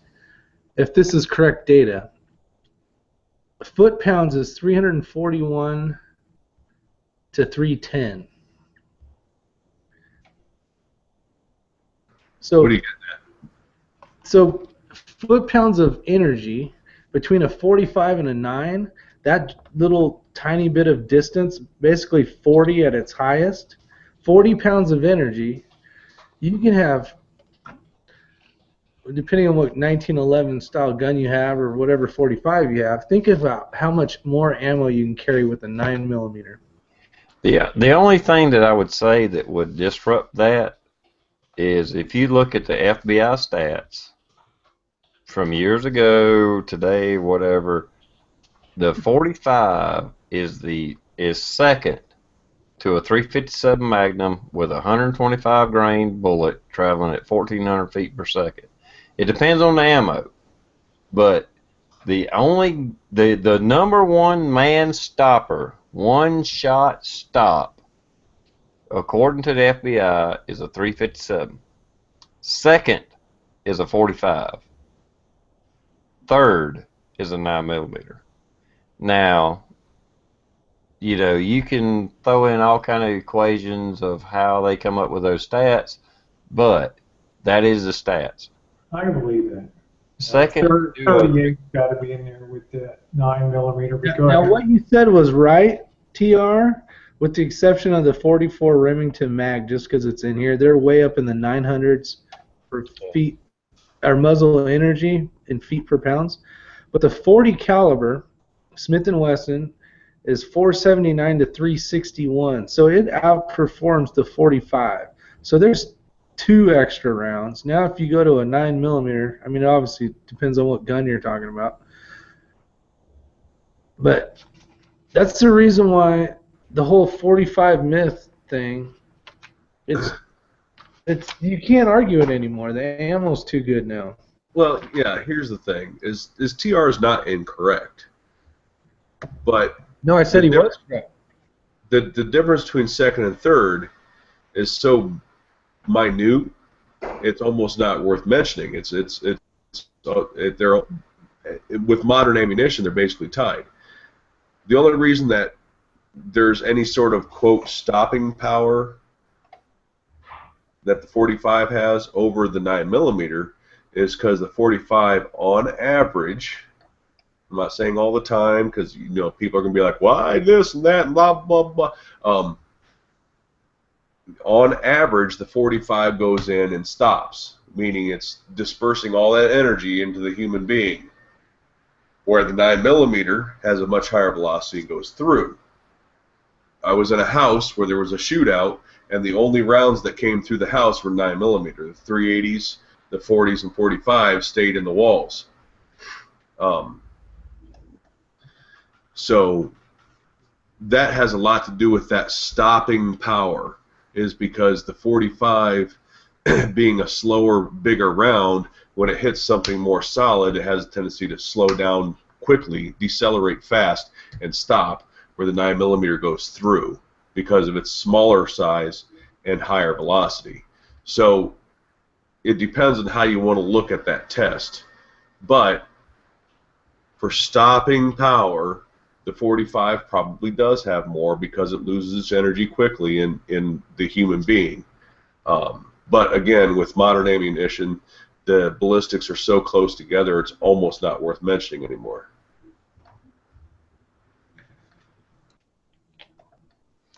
Yeah, and for your average shootout, we're not, it's not Hollywood where you're in a big shootout where you're dispersing 200 fucking rounds of ammunition. A 45 probably will be enough. That being said, be a good shot. yeah, that being said, with the shit that's going on nowadays, I have leaned toward, even though I think the 45 is a superior round. I mean, if you got the same technology in the 45 as you do a 9mm, the 45 is going to be more effective. But you can carry more rounds with a 9mm. So instead of having 9 rounds in my 45, I can have 18 rounds in my 9. So I'd rather have 18 rounds of pretty effective fucking ammunition. I don't give a shit if it's fucking lead round those. It don't really fucking matter. I got more rounds on me. So I'm going to carry the 9. That's just, I did a transition. Yep. I don't know anybody who's ever been in a gunfight that came out of it saying, I wish I had less ammo. Yeah, exactly. Exactly. God, I hate carrying that extra mag around. Jesus. No way. Now, have you guys heard this, though? That velocity, right? So each bullet comes out different speeds, but the velocity of a bullet is what does the damage. What does the damage to the actual, whether it's a gel, FBI gel deal, whatever the hell those things are called, or a body, because of the velocity, the punch, right? So you're getting foot-pounds of energy, but the velocity is what it's like when you shoot a squirrel with a 22 compared to a 22 250. right? A 22 long rifle is going to kill it. Well, a 22 short's probably going to kill it too. But when you hit a squirrel with a 22 250, because of the velocity, you're vaporizing the thing. So as the velocity goes from a certain amount, it basically doubles and then it quadruples, and it quadruples your energy per se via damage. Well, there's this is when you get into, and Matt spoke of this earlier, just a few minutes ago, where the, say like a 45 will disperse its energy quicker.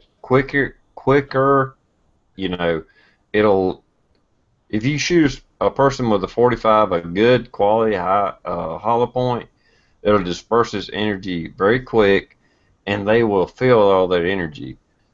I mean, a 45 can produce, 400 foot-pounds of fucking energy, and a 9mm is really close, 350 with the right bullet. But the problem with a 9mm is it will over-penetrate. It is so high velocity, it'll cause a wound channel, but it'll go through the body, and it's still going after that.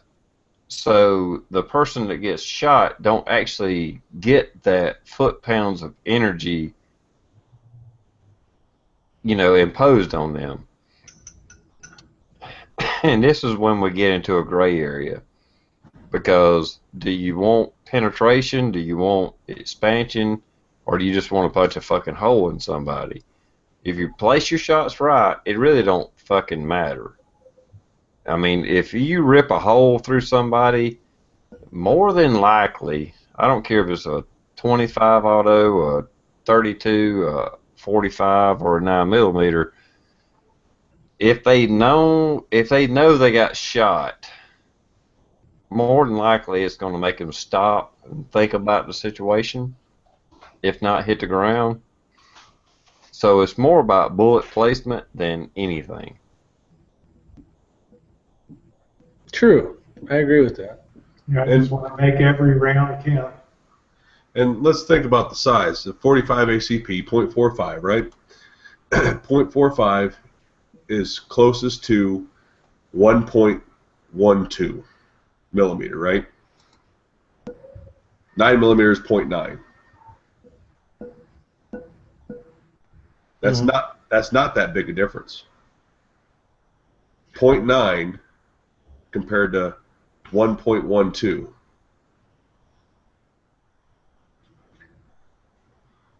That's only a millimeter and almost 2 millimeter. That's 2 whopping millimeters bigger. That's all the bigger 45 is than a 9mm. It sure as hell seems more badass. Yeah, but it's really not. I mean, I know. It's just my take on it. Side by side, they look really. One looks a lot bigger.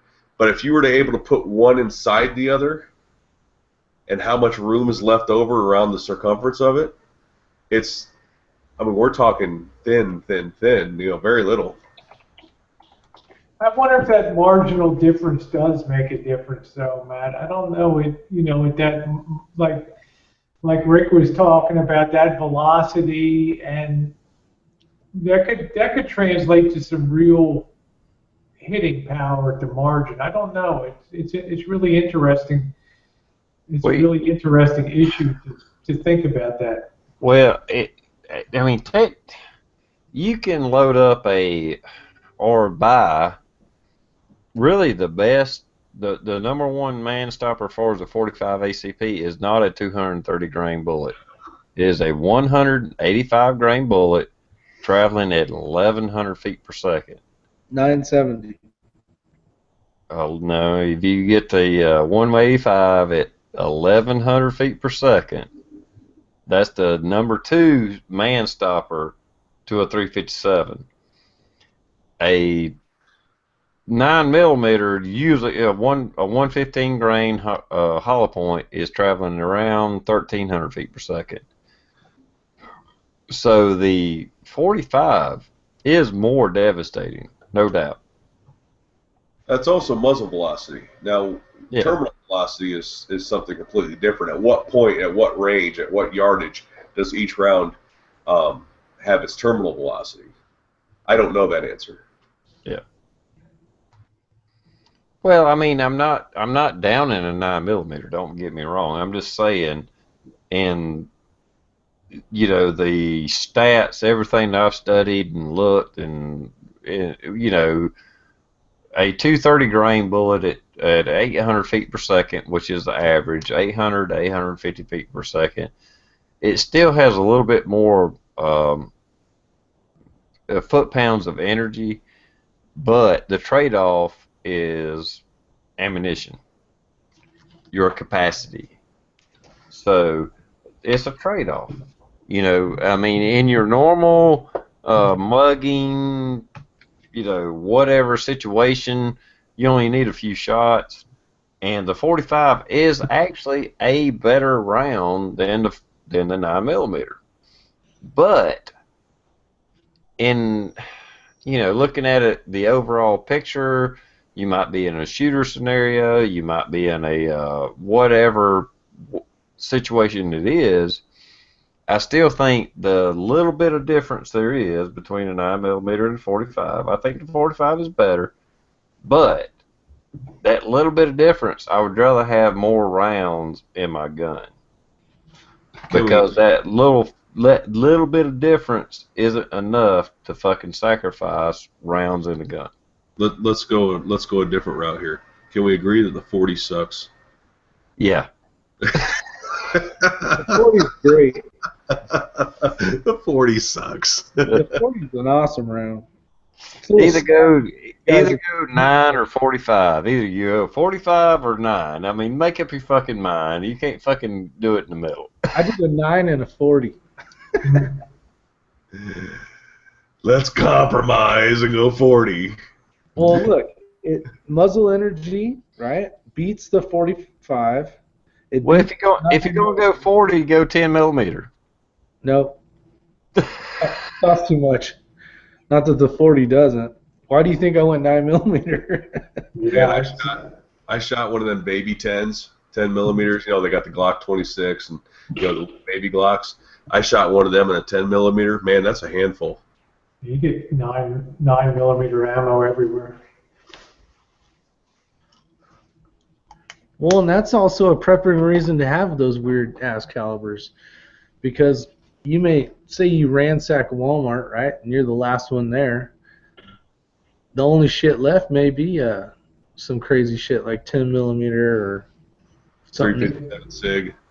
Yeah, 357 SIG. When was the last time you heard of somebody not in an official capacity, not like cops or anything like that, but you know, when was the last time you heard of somebody like carrying a 357 SIG? Not for a long time. Nobody uses that shit. It costs You too don't much. use that shit. You see it at the hot dogs on the range, bring that shit out and stick it in their 90-pound Asian girlfriend's hands and stick it on the fire. Well, let's see if it's even worth it. Shit's in it for shits and giggles to see her go on her ass.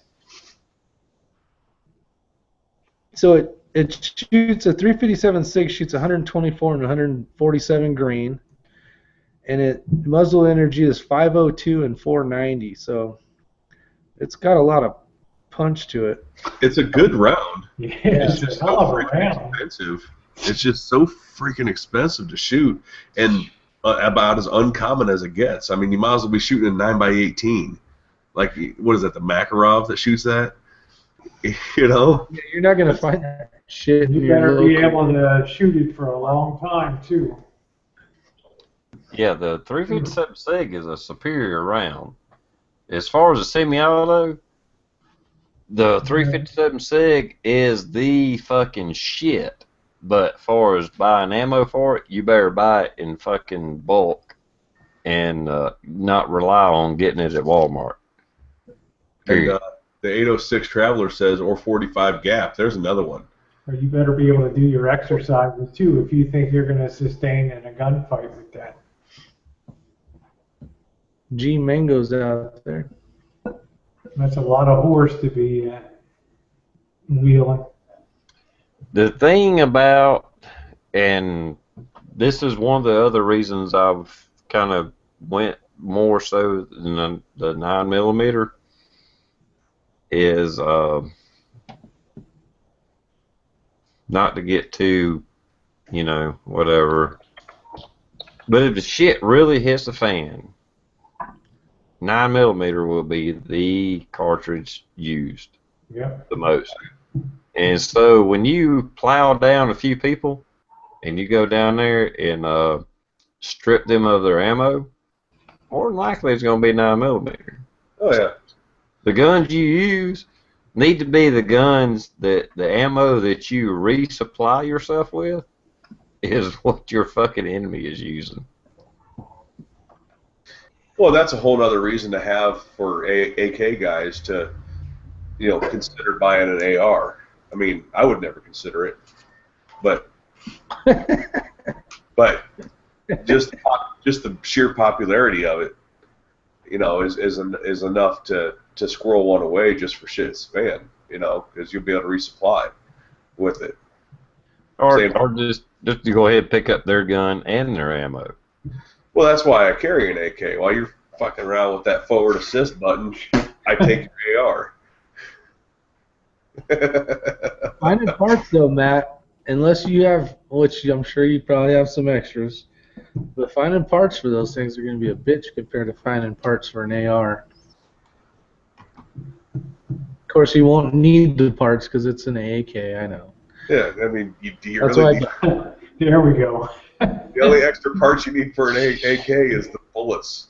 Yeah, your thumb will go before. Well, even that, you use that as an example. That finding bullets for that thing's going to be a bitch. That's why you prep now. Yeah, you prep now. You don't wait. You have a couple of weapons too. You don't just have one. Yeah. Mr. Lock and Load 6 has apparently never either been here or at least heard me talk. I blow ARs a lot of shit, but everybody else knows it's all in fun. It is. Well, Yeah, I used to give Glocks a bad name. I used to shit on Glocks a lot, but it was all in fun. Now I own one, so I can't fucking do it no more. Yeah, now you gotta be nice.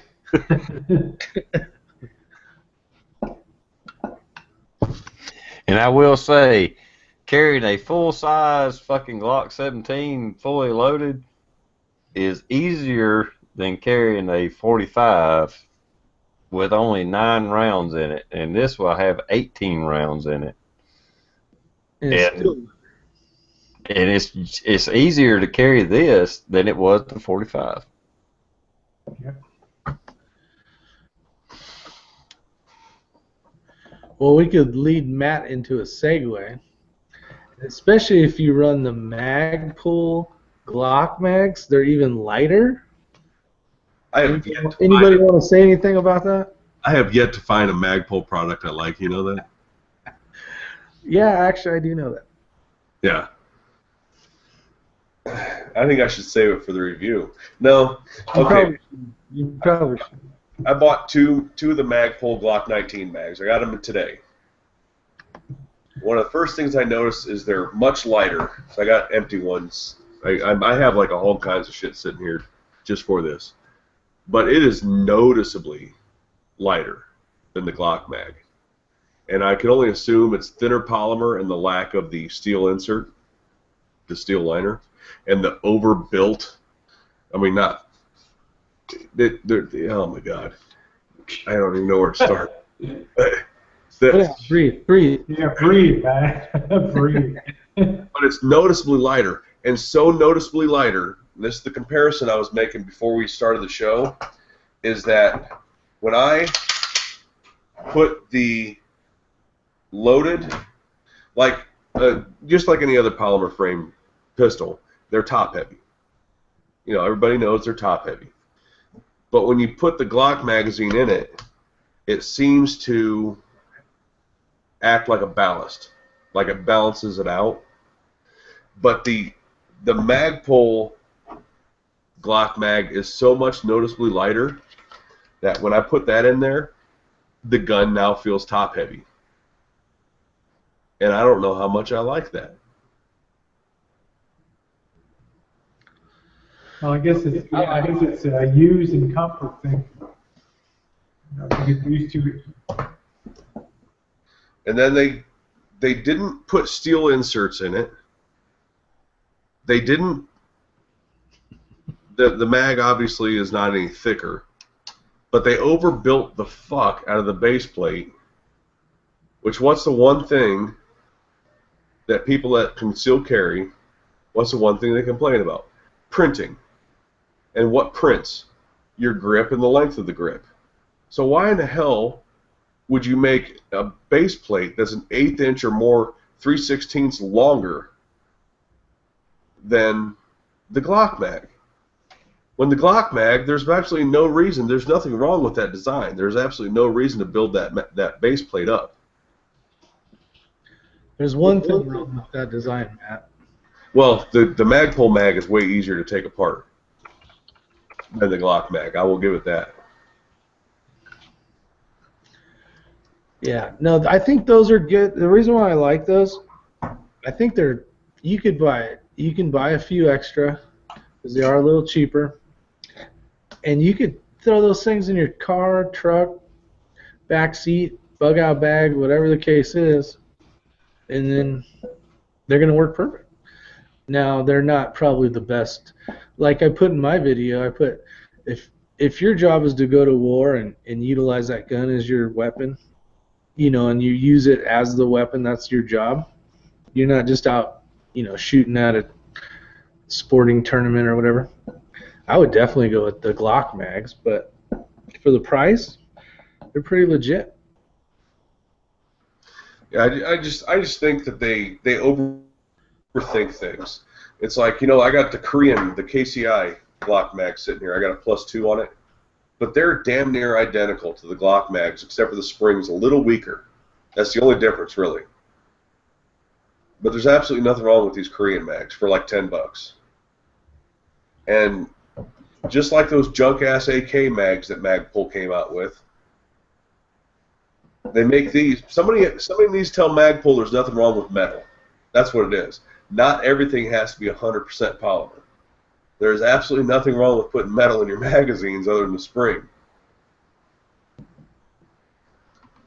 Well, was it Magpul that just put those new AK lugs, the steel lugs on their mags? Yeah.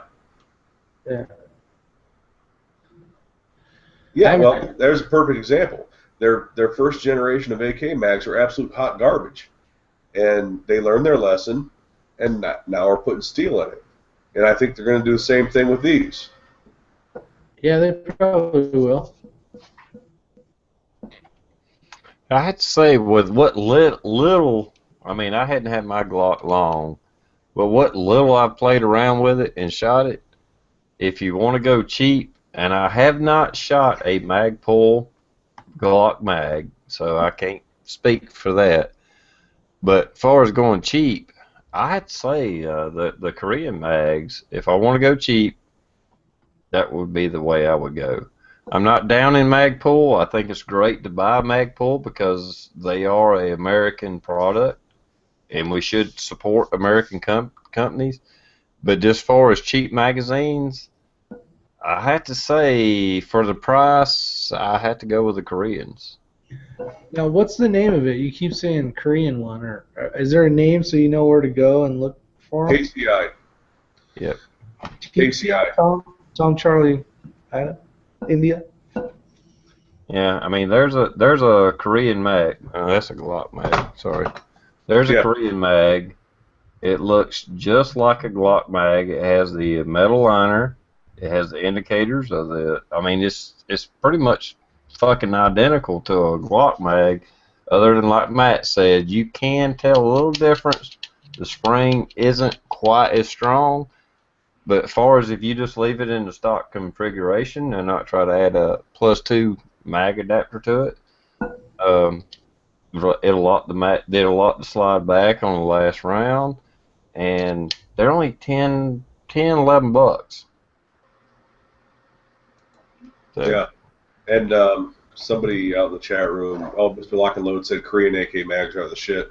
Yeah, I have a bunch of Korean AK mags. I mean, I got a bunch of European mags. I got a ton of Tapco mags. Tapco is like the only company that I found that is able to get away with pure polymer. I don't know if it's because they build up the sides so much, the locking lugs are built up so much, but they're like the only companies that's been really successful at it.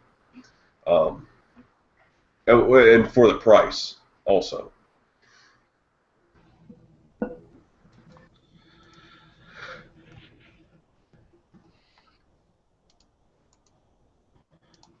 But I'm going to review these. I'm going to give them a fair test. I always give, anything I review, I beat the hell out of it. That's why I bought two, because one I'm going to destroy on purpose. I'm going to run it till it breaks. I'm going to do everything, start light onto the ridiculous, and see what it takes to break this mag.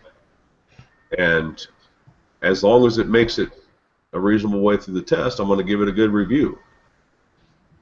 But if it doesn't, if it doesn't, then no, that's going to be another Magpul item that I absolutely will not stand behind. Are you going to do the same thing to the Glock mag? Yeah, I already got the Glock mag picked out. And I was wrong. The Korean mags from the place I bought them last time, they're $12.99. So $13 a piece. That's cheaper than I can buy a quality 1911 magazine, because you can't buy an $8 or $10 1911 magazine in general. They're usually $20 to $25 a piece. So actually, I could buy a Glock mag cheaper than I can buy one for my 1911, which is really weird, but that's just the way it is. Now, how many of you guys out there have heard of mag guts? It's basically you take a stock mag. So say you got a concealed carry gun. Let's say let's use a Car P380, right? And it only holds 6 rounds, plus 1 in the chamber. And this is for the smaller smaller carry guns. And your gun is kind of, the mag sucks because it only holds 6 rounds. You can buy these mag guts, and it's a different spring. The follower's been changed, and the base plate is the same thickness. It's not any higher, and you'll get 1 or 2 out of it. So how much nicer would it be to carry something it's the same length, and you're going to get plus 1 or plus 2 out of it? I've heard of it. I don't know anything about them other than seeing reviews on it, but yeah, I haven't used one personally. Seen some reviews on it. I was hoping maybe a couple people out in the external have used them. Well, my theory on carry guns is carry a full-size fucking gun. I don't care, even if it's only a 45, even if it's a 1911. Carry a full-size 1911, or at least a commando or a commander size. I mean, I don't carry any gun that don't have at least 8 rounds of ammo in it. I'm a big promoter of carrying a full-size gun. Every once in a while, I will carry my little 380 Caltech and have it in my pocket. But as a norm, I got a full-size gun on me. If you're gonna carry a fucking gun. Don't carry a fucking little pocket pistol if you can. You live in a state where that's so much easier than the other states. Yeah, exactly. I agree. But if you can carry a gun, what's the difference? It's all about printing. You got to remember, like in California, when I carried in California, there wasn't many people that were issued concealed weapons permits. So it was, and there's a lot of libtards out there with, they see a print or something, they're going to be anal retentive. Oh my God, call 911. Out here in Carolina, shit, you could have fucking 3 AK strapped to your back. It's not a big deal. It's just another day. Well, you got a good point, because in South Carolina, I can print all I want. I can reach up on the shelf, and my gun can be totally exposed, and it's actually legal. So you do make a good point. So it does depend on where you live. I don't give a shit if I print or not because it don't matter. Yeah. Well, and that's the thing. Like in North Carolina, what's kind of cool is, oh, by the way, I just got my new CCW out here. Finally, I had to wait 8 weeks, which ain't a big deal compared to 1 year in California. I just got my paperwork in the mail today. All I have to do instead of a photocopy of my Ohio concealed weapons permit, and it's done. And it's done. That's cool. Yeah, I had to wait 8 weeks, which I thought, that ain't that bad. But it kind of sucked for those 8 weeks. But shit, what was I talking about?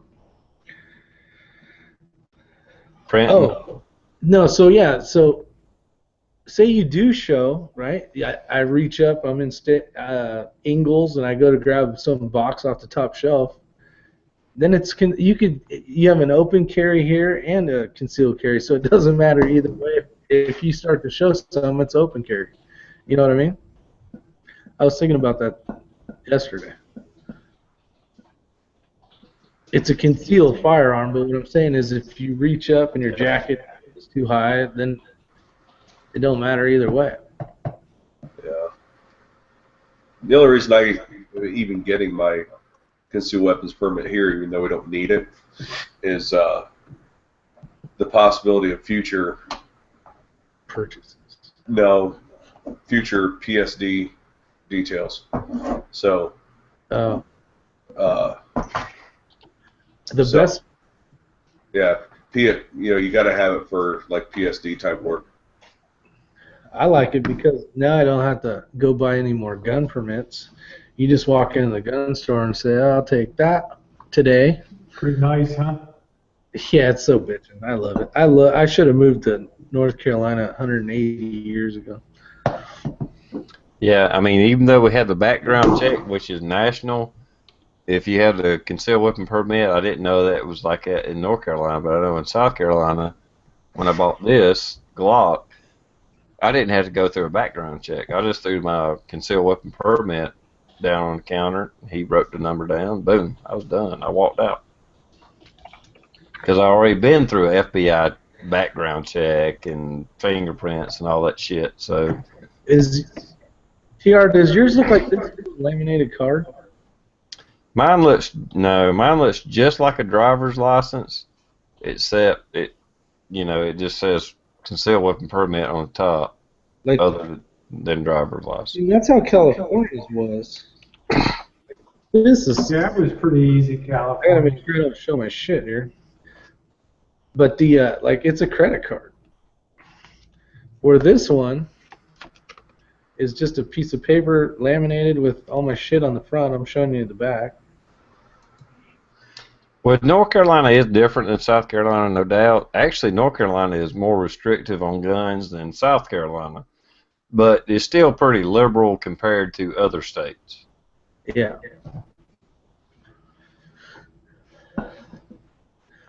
That is true. All right.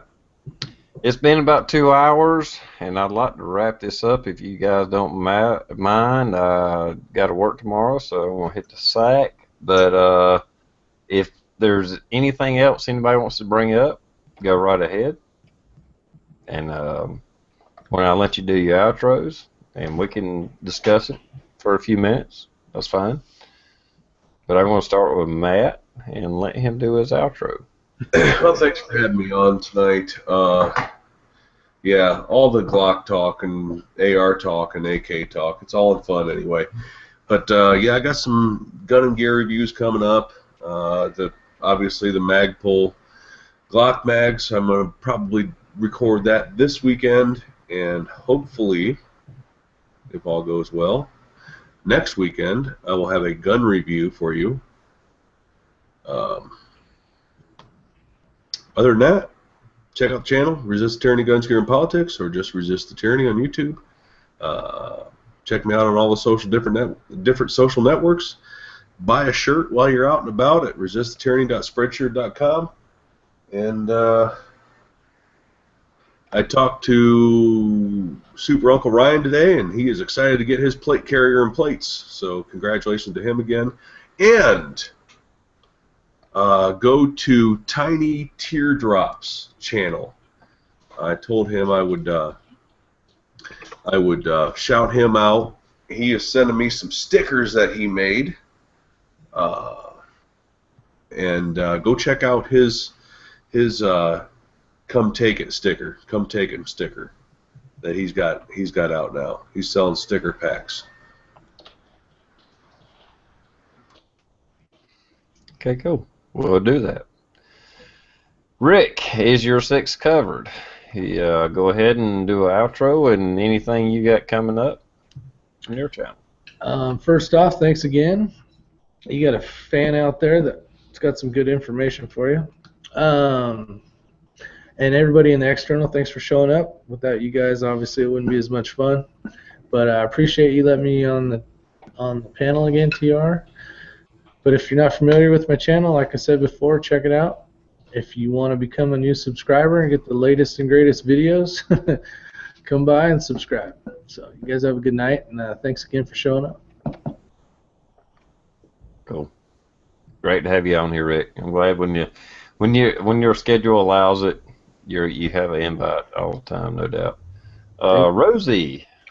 Always happy to be on. I always feel like I learn more than what little bit I offer, and I really appreciate that. The prepping and the firearms, I really enjoy hearing about that. I love to hear the discussions about, it's one thing to theorize about stuff, but to hear you guys talk about it in actual use with hundreds and thousands of rounds, that's the stuff that's like gold to me. My own philosophy is have 1 or 2 weapons and be proficient as hell with those things and make every shot count, but I enjoy hearing about that. Having said that, I always have stuff coming up on my channel. Tomorrow I'm featuring a 1-hour video on restoring and repairing a 1959 Packard Bell tube top radio, AM, FM. I think you might enjoy it. One of the last of the American-made audio products from the 1959, made in LA. You may enjoy seeing that whole process from beginning to end, what it takes to bring back a real piece of Americana and make it beautiful and functional again. And always like I say, always a lot of fun to be here, and always a lot of fun to share things on YouTube, the Rosie O'Kelly channel. And on the Rosie Murphy channel, don't forget the weekly eco investment update every Sunday. That goes up without fail, year in and year out. So thanks again, TR and Rick and Matt and everybody on the side chat and the mods. Thank you very much. Well, thank you, Rosie, for coming on. I really appreciate you taking time out and coming on here, as well as Matt and Rick and anybody else that's ever on the panel. And with what you said, Rosie, trust me, I have learned more from being in the chats with Matt, David from American Morning, just the different chats that I've been in. I've learned more in the last couple of years than I did actually from reading books and stuff. I mean, the books and what have you gave me a baseline, but actually having a conversation with people and learning what, the knowledge that they share, I have learned so much in the last couple of years, and I really appreciate it, being a part of this community, and just it's awesome. And I had to agree with you that I learn a lot from being on these. Not to be a pusher, but I do have a regular Wednesday night chat at 4 p.m. Pacific time. Everybody's welcome. It's just it's lighthearted, it's fun. We just have laughs and good times. So everybody's welcome to pop over on the Rosie O'Kelly channel. You pusher, you. That's what I say. Me pusher, me. I've been on one of Rosie's chats. Yeah, you have. Yeah, it is. I enjoy a fun chat. It's good to just kick. We love kick having back. you here. It's good to kick back and just have fun every once in a while. Not be serious. I'll have to check that out. When is that, Rosie? That's every Wednesday from around 4 o'clock, and we go till 7 o'clock on the East Coast, and go about 6 hours or so, and just have a lot of fun. Deb, the RN, mods for me. She does a great job, and wonderful. And you got some great mods on here too. From 4 o'clock. 4 o'clock Pacific, I run about 6 hours or so. Wow. Yeah.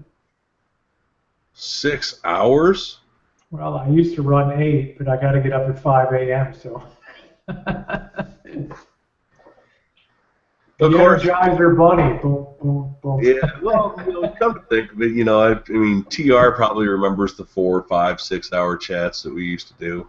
It's been a long time, though. I think everybody got burned out on that. That's when 2 hours became like, all right, people will rewatch it at 2 hours, and at the end of 2 hours, we were kind of out of stuff to talk about. But it was always serious topics. It wasn't just having fun. So. Yep. All right. Great. Yeah, Rosie chats were pretty fun. Like I said, I've been in one at least, and I enjoyed popping in there and just shooting the shit. Handsome guys are always welcome. So. All right. Well, we're going to go ahead and wrap this up, and thank you everybody for coming by.